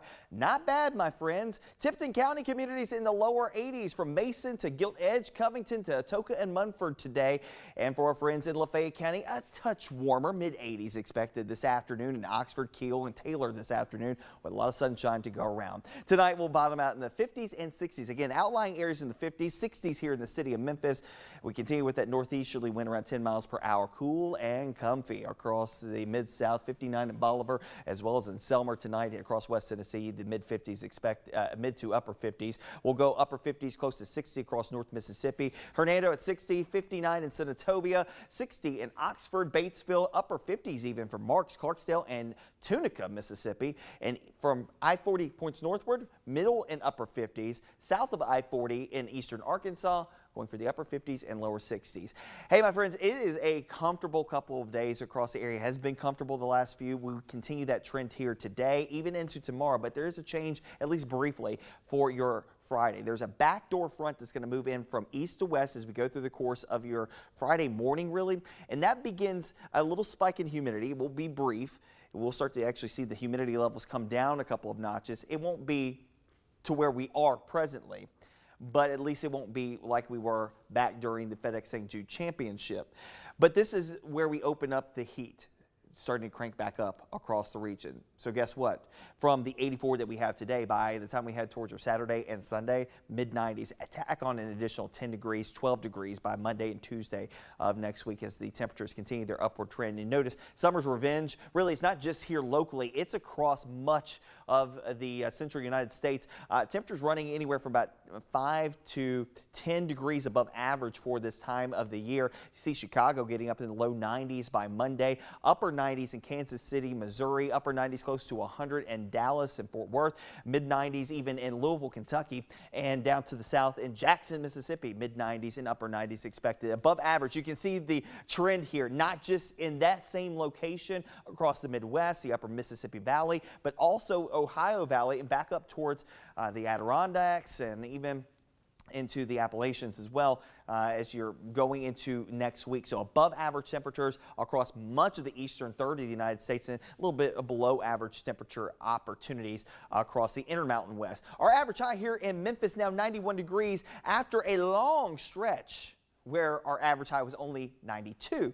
And of course that started in July, continued all the way through yesterday. And yesterday we started the trend downward. 91 is our average high today. 85 by the time we head into the next month, and 2 months from now the average high 73, and our average highs continue to drop all the way until mid-January. Of course, stay up to date with the very latest anytime and everywhere on the Action News 5 First Alert Weather app. Download it in the Google Play Store and the Apple App Store. Your extended 10-day forecast, 84 today, down to the upper 50s, low 60s when you wake up early tomorrow morning, back to the upper 80s, low and mid 90s as we head towards Friday, Saturday, Sunday, adding in a chance for an isolated shower or two. I think the chances are going to be pretty slim Sunday, Monday.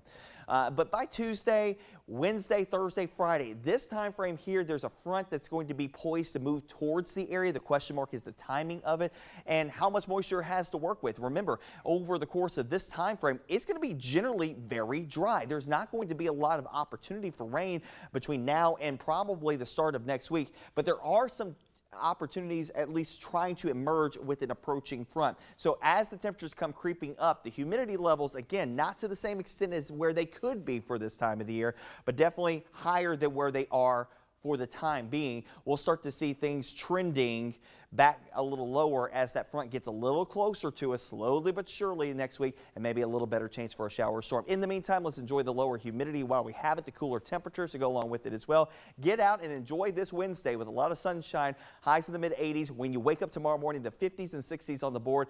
And enjoy that, because that is more akin to what we would normally see at the end of September heading into October. And we are still a long way away from that here as we round out the month of August.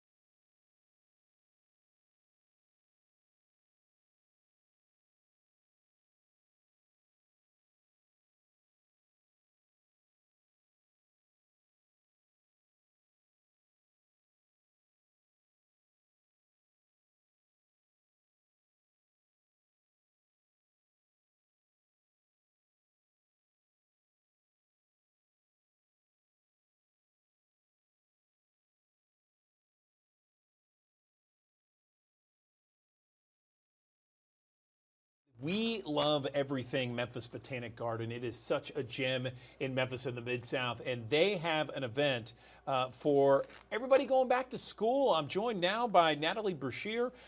She is joining us from Memphis Botanic Garden, and we all love the big backyard, especially all those kiddos out there. And tell me, you have a bash coming up, right? Tell me about it. Good morning.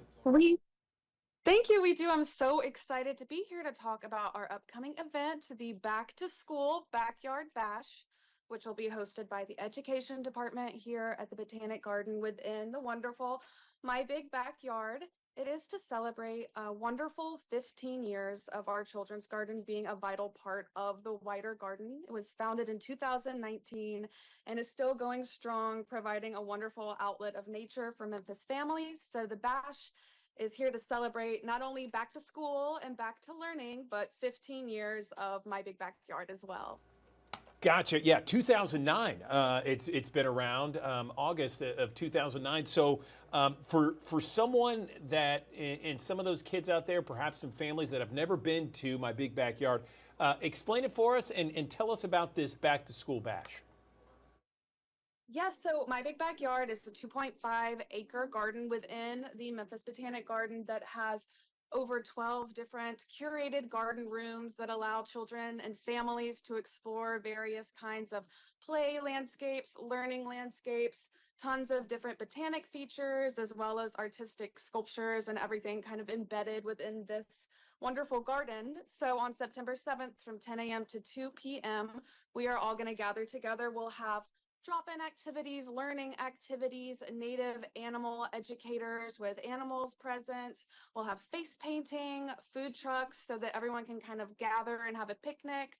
We'll have hot dogs, ice cream, lots of different games, board games as well, and even a fitness class to kick everything off with Fit for Moms. So we're really excited by all the different things that are going to be going on during this bash. A little bit of something for everyone. And it sounds like it's for ages, all ages, really. I mean, it's not just a specific age group, is it? No, I mean, it is a family garden by nature, definitely. We serve a lot of kids and have wonderful classes for all grades, kind of 12 and down. But the bash itself, excuse me, the bash itself is for everyone, families to come together. Anyone that enjoys walking through maybe and watching just the garden grow and change over the years. Maybe even they grew up in My Big Backyard years ago and want to come and celebrate 15 years later in their life as well. So it's really something, again, yeah, for everyone and the wider community. No question about it. Something that is enjoyable every time I go to Memphis Botanic Garden, and I'm sure other people feel the same way, Natalie, is that it's almost like a breath of fresh air. You know, you're just like, wow, this is so nice. It's so beautiful. It's right in the city of Memphis, and you can just kind of explore and get lost. Especially at a young age, when you know, I can remember as just a young person, you know, going through nature and exploring. It's like it really opens your eyes into how beautiful nature really is. Do you see that a lot? Definitely. I feel so lucky to be able to come here to My Big Backyard to work every day. Like you said, it is a breath of fresh air. It's a wonderful reminder that we can have such beauty here embedded in our urban landscape. And I think it is really important for everyone, parents, grandparents, and of course, children, to come and take time to spend in nature because, as you said, it's really healing. It puts peace in your mind, and it also shows a lot of different ways to look at the world around you differently and find new beauty in small spaces and identify plants and learn about the natural world. Kind of the more you know, the more you appreciate. Absolutely, absolutely. So let's briefly talk about costs. So the back to school backyard bash will be free with admission, with garden admission. So members can just come, of course. So it is a very accessible event. And again, you can also bring your own food for the picnic. We will have food trucks there. Like I said, hot dogs, ice cream, our lemonade stand. We'll have little snacks as well. But we encourage everyone to make this event personal to them. They're allowed to bring whatever kind of picnic items they want. And yeah, as I said, free with admission. Okay, and for those who aren't members, Natalie, it's my understanding $7 for ages 2 to 12, 10 for seniors, 12 for adults. Is that right? That is correct. Okay, all right. Anything else you want to mention before we let you go? Just keep an eye out for upcoming events at the garden. We have our fall plant sale, which is always a wonderful event coming up as well. Lots of great things as we transition from summer to fall. But yeah, we really hope to see you on Saturday, September 7th at the Backyard Bash. Thank you so much for letting me talk about it today.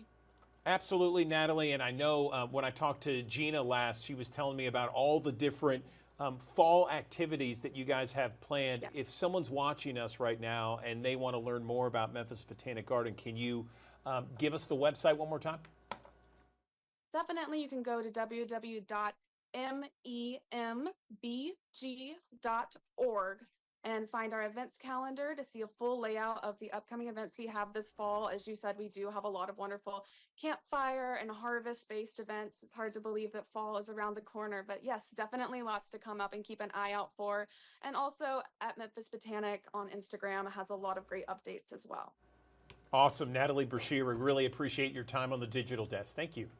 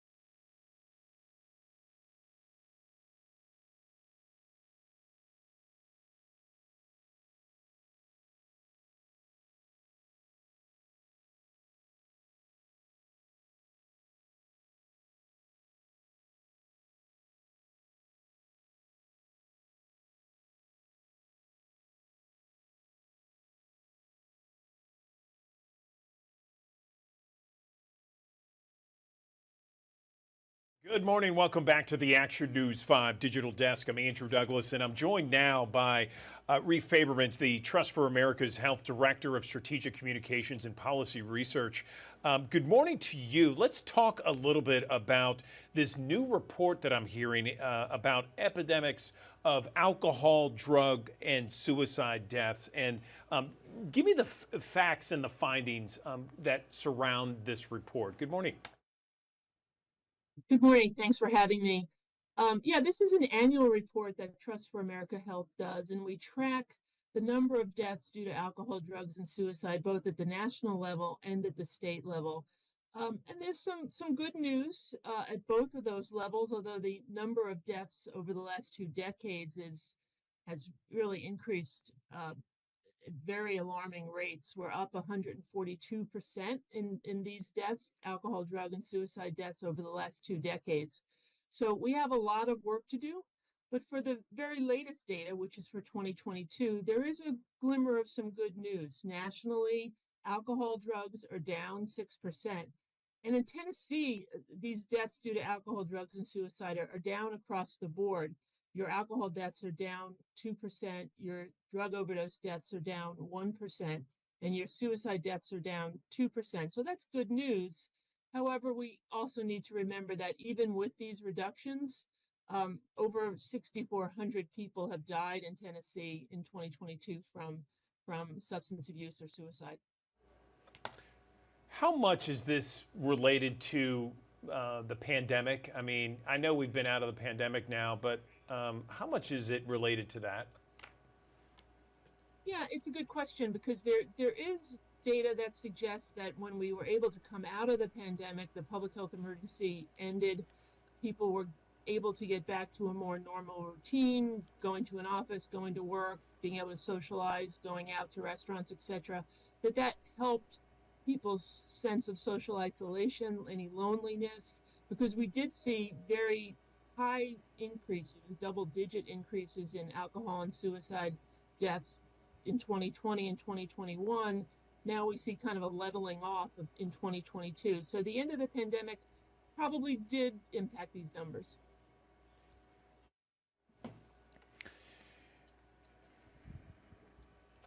So we have these numbers. They're extremely high, even though they aren't as high as they have been in the past. They are still extremely high. How do we bring it down? Yeah, it's important to remember that even though we have seen a leveling off, the numbers across the last 2 decades are just astronomically high. So we need to do a couple of things. We need to invest in prevention programs and in the community conditions that allow people to thrive. We need to invest in harm reduction programs, things like readily available naloxone. Naloxone is a overdose reversal drug medication. And that needs to be readily available in communities. Fentanyl test strips need to be readily available in communities. Fentanyl is the largest driver of drug overdose. We also need to ensure that we have a mental health system in this country and a substance abuse prevention system that is large enough to meet all the need and that has the diversity and the language skills and the understanding of individual community culture to allow it to be really welcoming to anyone who needs help and effective for anyone who needs help. What else can we talk about with regards to this study? And, you know, we've addressed this problem, this issue. It's still a mess when it comes to our area of West Tennessee and North Mississippi, Eastern Arkansas. What else can we talk about with solutions here? Yeah, I would again point to the importance of a mental health services system that is as large as the scope of the problem. Many Americans, 53% of Americans, live in mental health workforce shortage areas, which means that if a person needs some kind of mental health services or substance abuse prevention services, they're likely put on a waiting list and they have to wait until they can get the services they need. That's something that really needs to be addressed. We also need to invest in prevention programs in schools. Schools are such a natural place to be able to help kids, to understand who needs help and the kind of help they need. So prevention programs in school, programs that teach coping skills and teach resilience, also very important. Okay, Ms. Farberman, thank you so much for joining us on the Digital Desk. We appreciate your time and really just kind of analyzing this latest study that shows some progression, but still we got a long, long way to go. Thank you.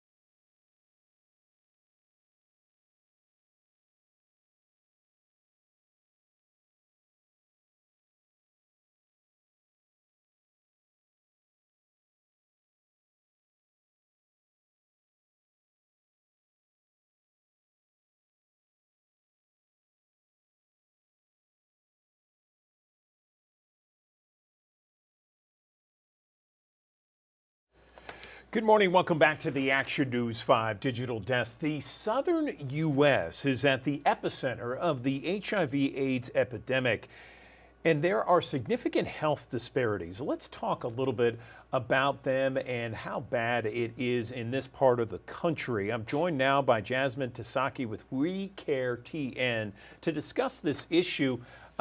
Jasmine, good morning. Tell me about the impact of HIV/AIDS in the Memphis area. Good morning. Good morning. Yes, in the South, people are living with HIV at a disproportionate rate, specifically those communities of color. And Memphis is number 2 in the country for those new infections. And we see those new infections happen between the ages of 15 to 24. So the work that we do in Memphis to fight against this epidemic is really important. And having new innovative ways and approaches is key to us eradicating this disease. Tell me about We Care TN, what you guys do when it comes to this issue. So We Care Tennessee is an organization that specifically supports Black transgender women who do sex work and use drugs in the communities around them. We do that through empowerment, education, testing, self-care activities, and healing justice activities. And we do this with a harm reduction strategy. And harm reduction is basically providing a space that feels safe so that those people who use drugs or do sex work can create plans and strategies for themselves that are authored by themselves, but they are more likely to meet the expectations that they set for themselves and expectations set for them by others. We find that communities of Black transgender women who do sex work and use drugs are more vulnerable to acquiring HIV. So we do that work in a very innovative way so that we can reach a community that has not been tapped into. What are the latest treatments right now when it comes to HIV/AIDS? There are many treatments. So when we talk about treatment, we can talk about TASP, and that's an acronym that stands for Treatment as Prevention. So if people living with HIV take their medicines and they have viral suppression, that means that they cannot transmit HIV to someone else who is not living with HIV. So treatment is one way that we do prevention, right? It goes hand in hand. And then we talk about PrEP. So if you're a person who is not living with HIV, you can take PrEP and it will protect you and keep you from being vulnerable to HIV at about a 98% chance. And then we have injectable PrEP, right? Injectable PrEP is for those people who don't want to take a pill every day, who are not living with HIV, but would like to have an extra layer of protection. And then we have PEP. PrEP is pre-exposure prophylaxis, and that is protection pre being exposed to HIV. PEP, which is PEP, is post-exposure prophylaxis, and that is for any post-exposure. And PEP is normally prescribed within 3 days for high effective rates. So we have many ways to treat HIV and many ways to prevent HIV. And all those things work hand in hand in us fighting against the epidemic of HIV. Where can people go online to learn more about some of these treatments, some of the things you discussed? I think the CDC's website is the best website for the most factual information. Learning about HIV and the treatments is a big thing. So I would say you have to do your research in more than just the CDC website. You may want to go onto a website like Gilead Sciences, and you can just learn more about the community. I think learning about the community puts a face to this epidemic, and it also makes it humanized, and people can understand the disparities that people living with HIV in the South face. There are economic disparities, housing disparities, and the biggest one of all is social stigma. HIV is perpetuated specifically in the South because we're in the Bible Belt, because there's so much stigma attached to even having the conversation about HIV. And when we think about Black transgender women who do sex work and use drugs, there's stigma and violence attached to those communities. So we need to jump in and save those communities from these health disparities, but also from the social stigmatization that can come with even the conversation of testing for HIV. All right, Jasmine Tasaki, we appreciate your time on the Digital Desk. Thank you. Thank you so much. All right, another live look from our High Five camera there. Midtown Memphis, 75 degrees, 1034. Beautiful day outside. Let's talk about your forecast in 1 minute.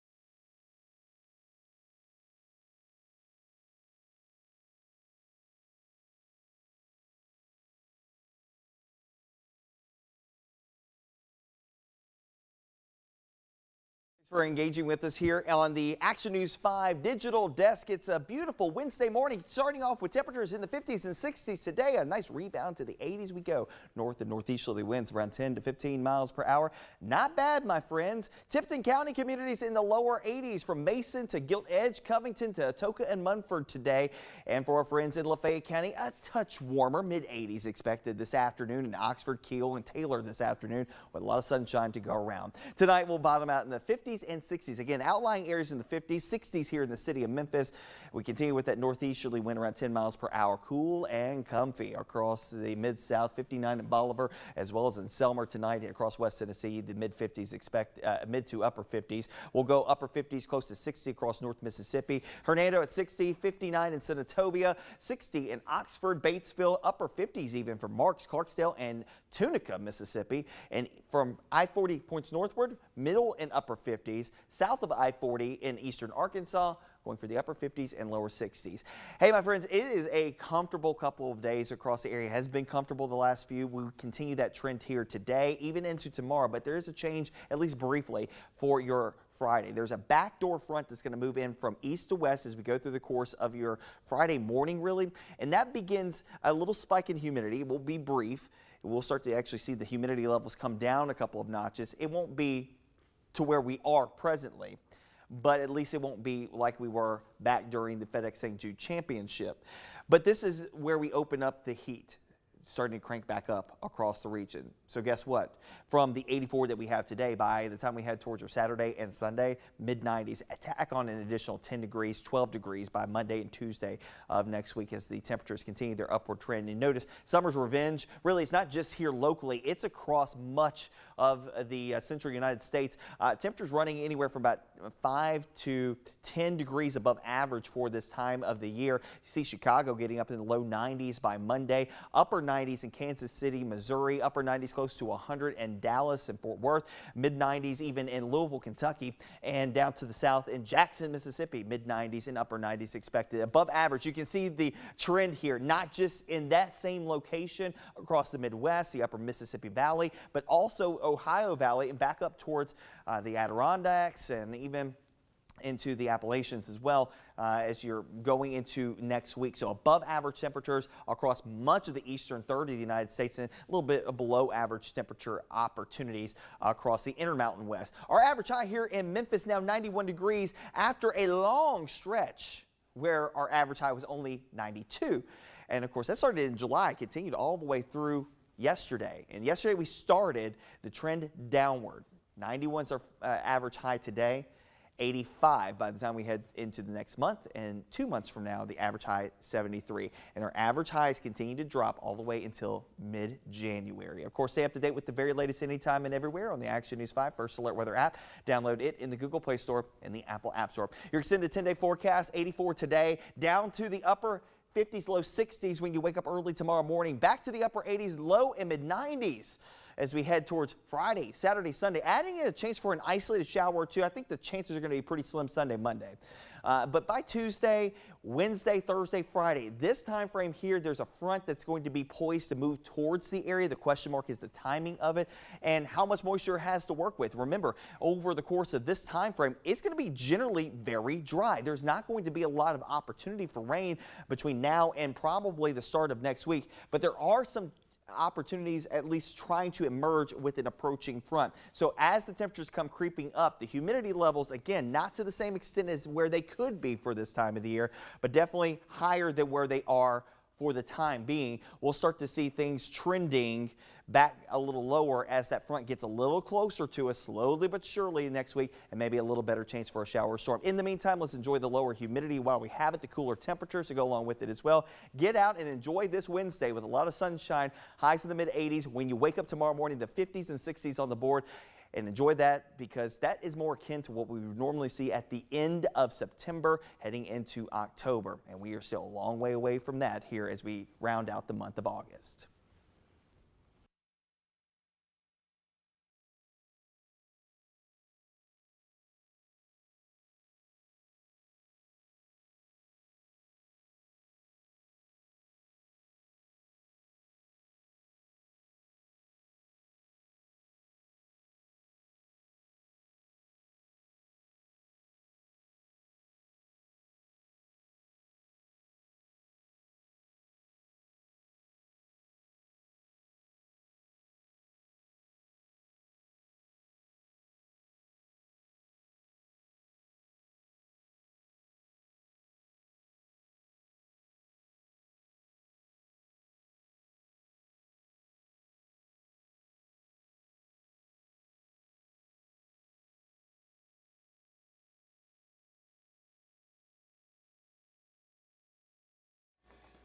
Good morning. Welcome back to the Action News 5 Digital Desk. I'm Andrew Douglas. I want to talk about Wounded Warrior Project right now. They partner with organizations all across the country to expand reach and enhance programs, improve advocacy efforts for post 9/11 injured veterans and their families. And in return, the organization provides companies with a way to support their communities, involve employees, make an impact in the lives of the wounded, the ill, and the injured veterans.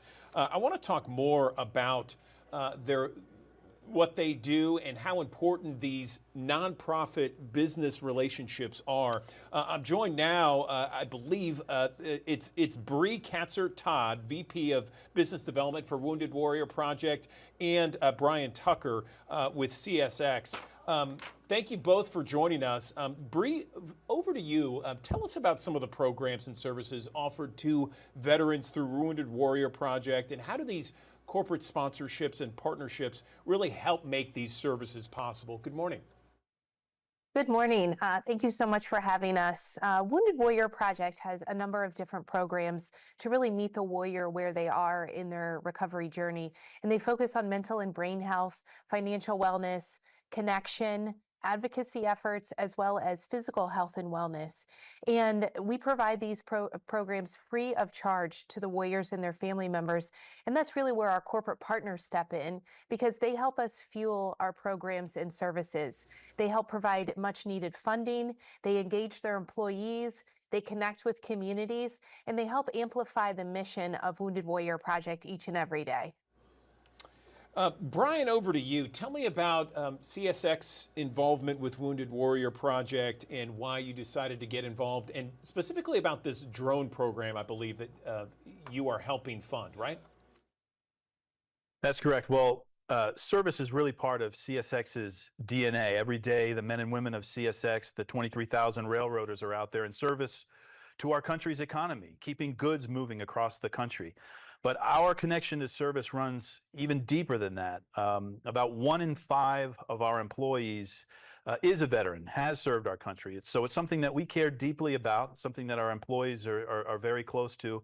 And that's why we're so proud to partner with the Wounded Warrior Project to offer a whole host of programs and support and resources, but the one that we're particularly proud of is the Warriors to Work program, and this is the drone certification program. We have equipment, we have experts, we use drones in the railroad industry, and we train these veterans to get certified as drone pilots to help with that transition from military service to the civilian world.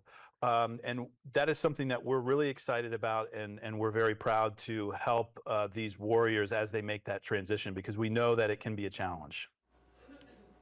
Bree, tell me a little bit about Wounded Warrior Project. So many of us know that name and maybe have some familiarity with what exactly it is, but can you spell it out for us, and how long you guys been in existence and what exactly you do?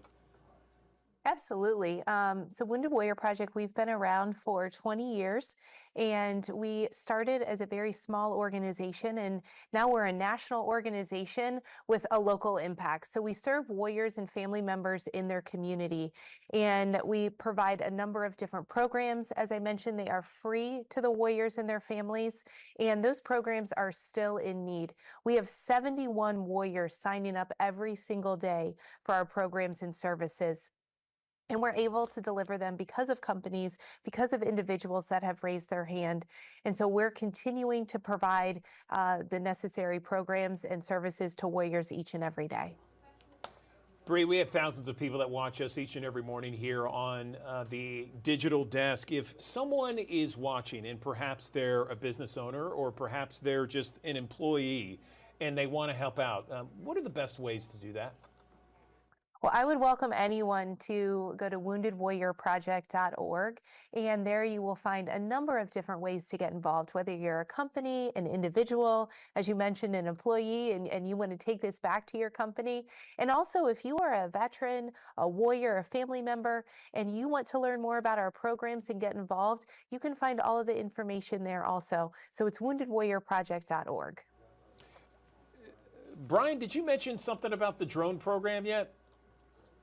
Yes, I did. That's a program, it's the Warriors to Work program, and we're specifically focused on providing drone certification training to the Wounded Warriors through the Wounded Warrior Project. It's something that we're very proud of. And tell me what it's been like to partner with Wounded Warrior Project. Has it benefited your business, employees, what?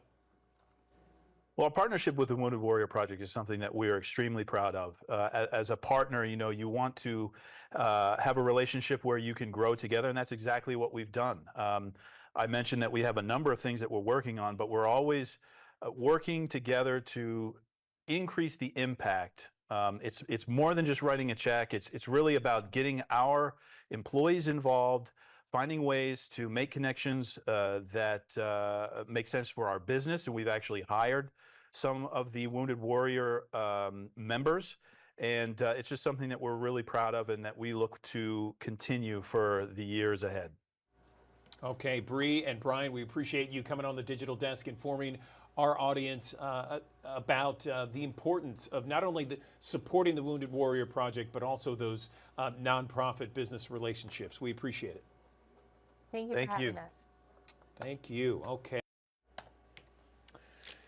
Good morning. Welcome back to the Action News 5 Digital Desk. I'm Andrew Douglas. Have you heard about the Center of Innovation at Regional One Health? It helps innovators, it helps entrepreneurs out there use their creativity and their innovation to come up with new and better ways to improve the patient experience and outcomes.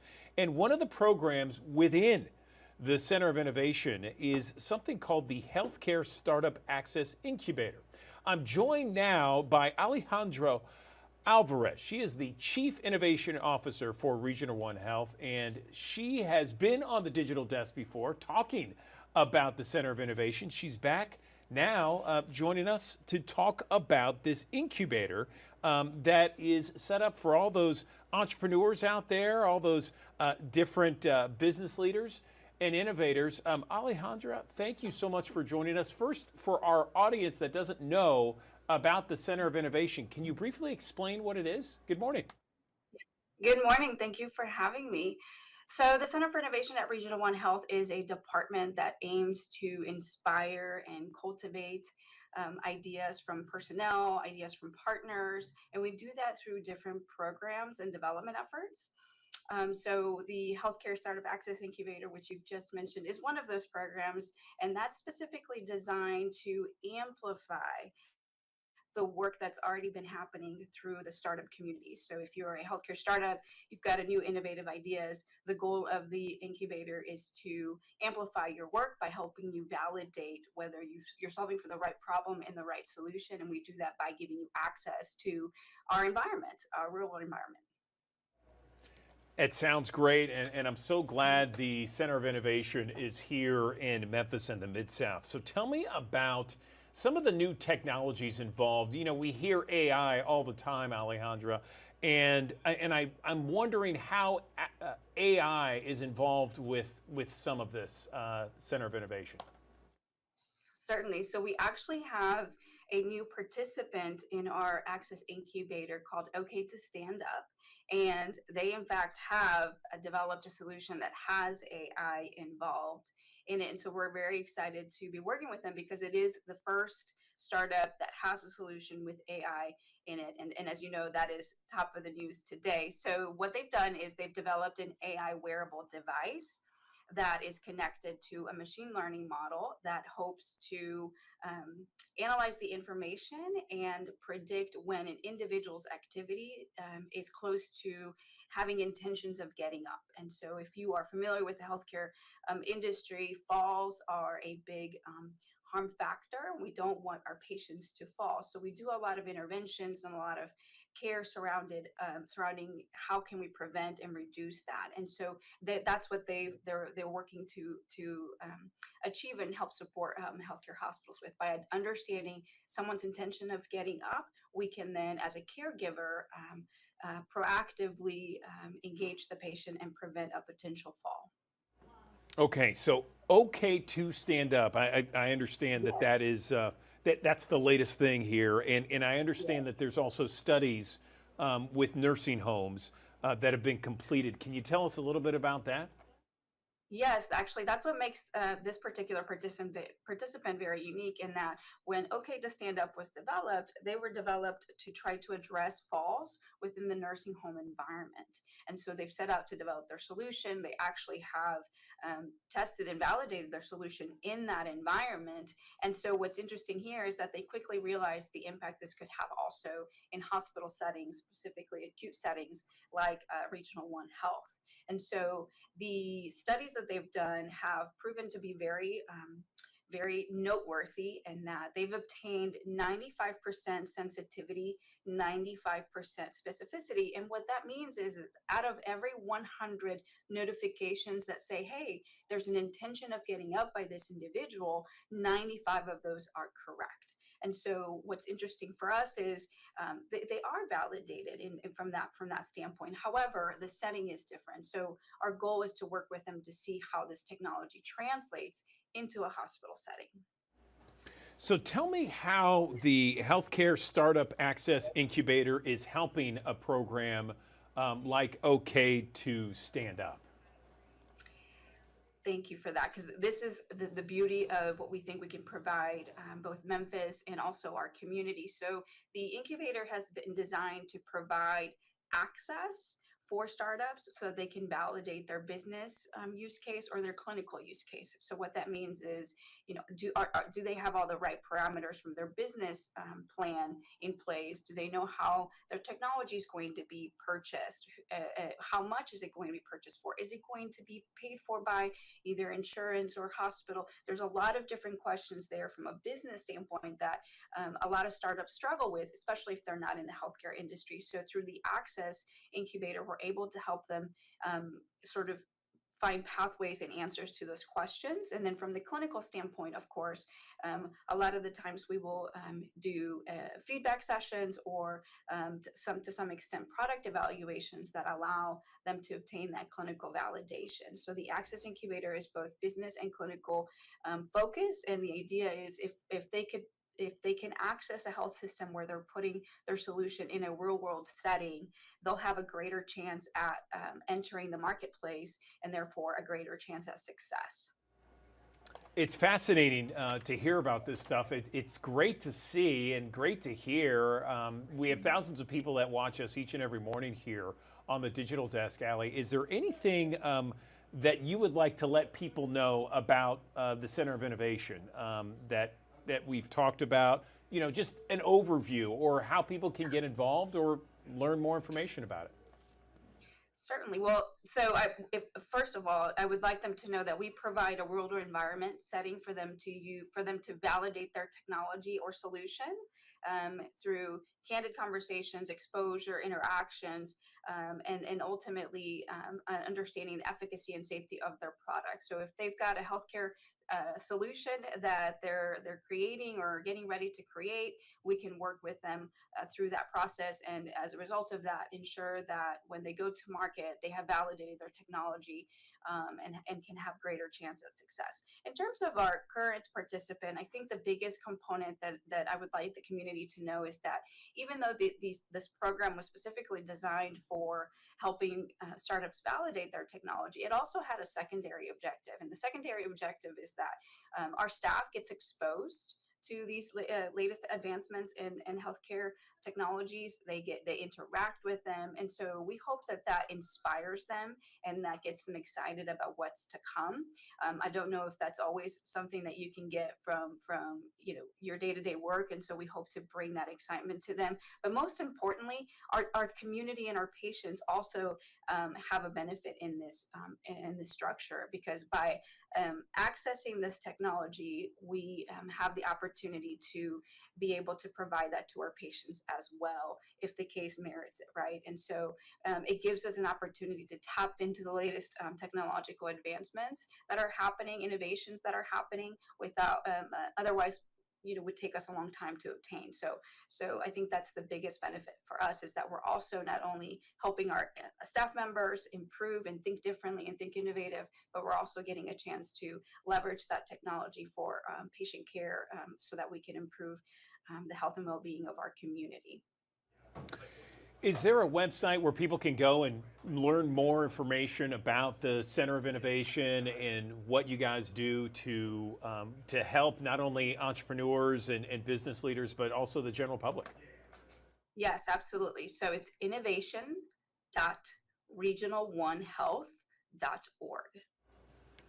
They'll be able to find information about our programs and my contact information. So I'll be happy to talk to them. Wonderful, wonderful. Thank you. Alejandra Alvarez, we appreciate your time once again on the Digital Desk. Thanks so very much. And thanks for all that you do for the Center of Innovation, for all of us here in Memphis and the Mid-South. We appreciate it. Here in the Action News 5 Digital Desk, have yourself a wonderful afternoon. We got Action News 5 Midday coming up at the top of the hour with Jerry Askin and Maggie McCauley. They'll take you through all the news and headlines as well as the forecast. It is fantastic outside. Make sure you get out and enjoy it. And then join us once again tomorrow morning for another edition of the Action News 5 Digital Desk.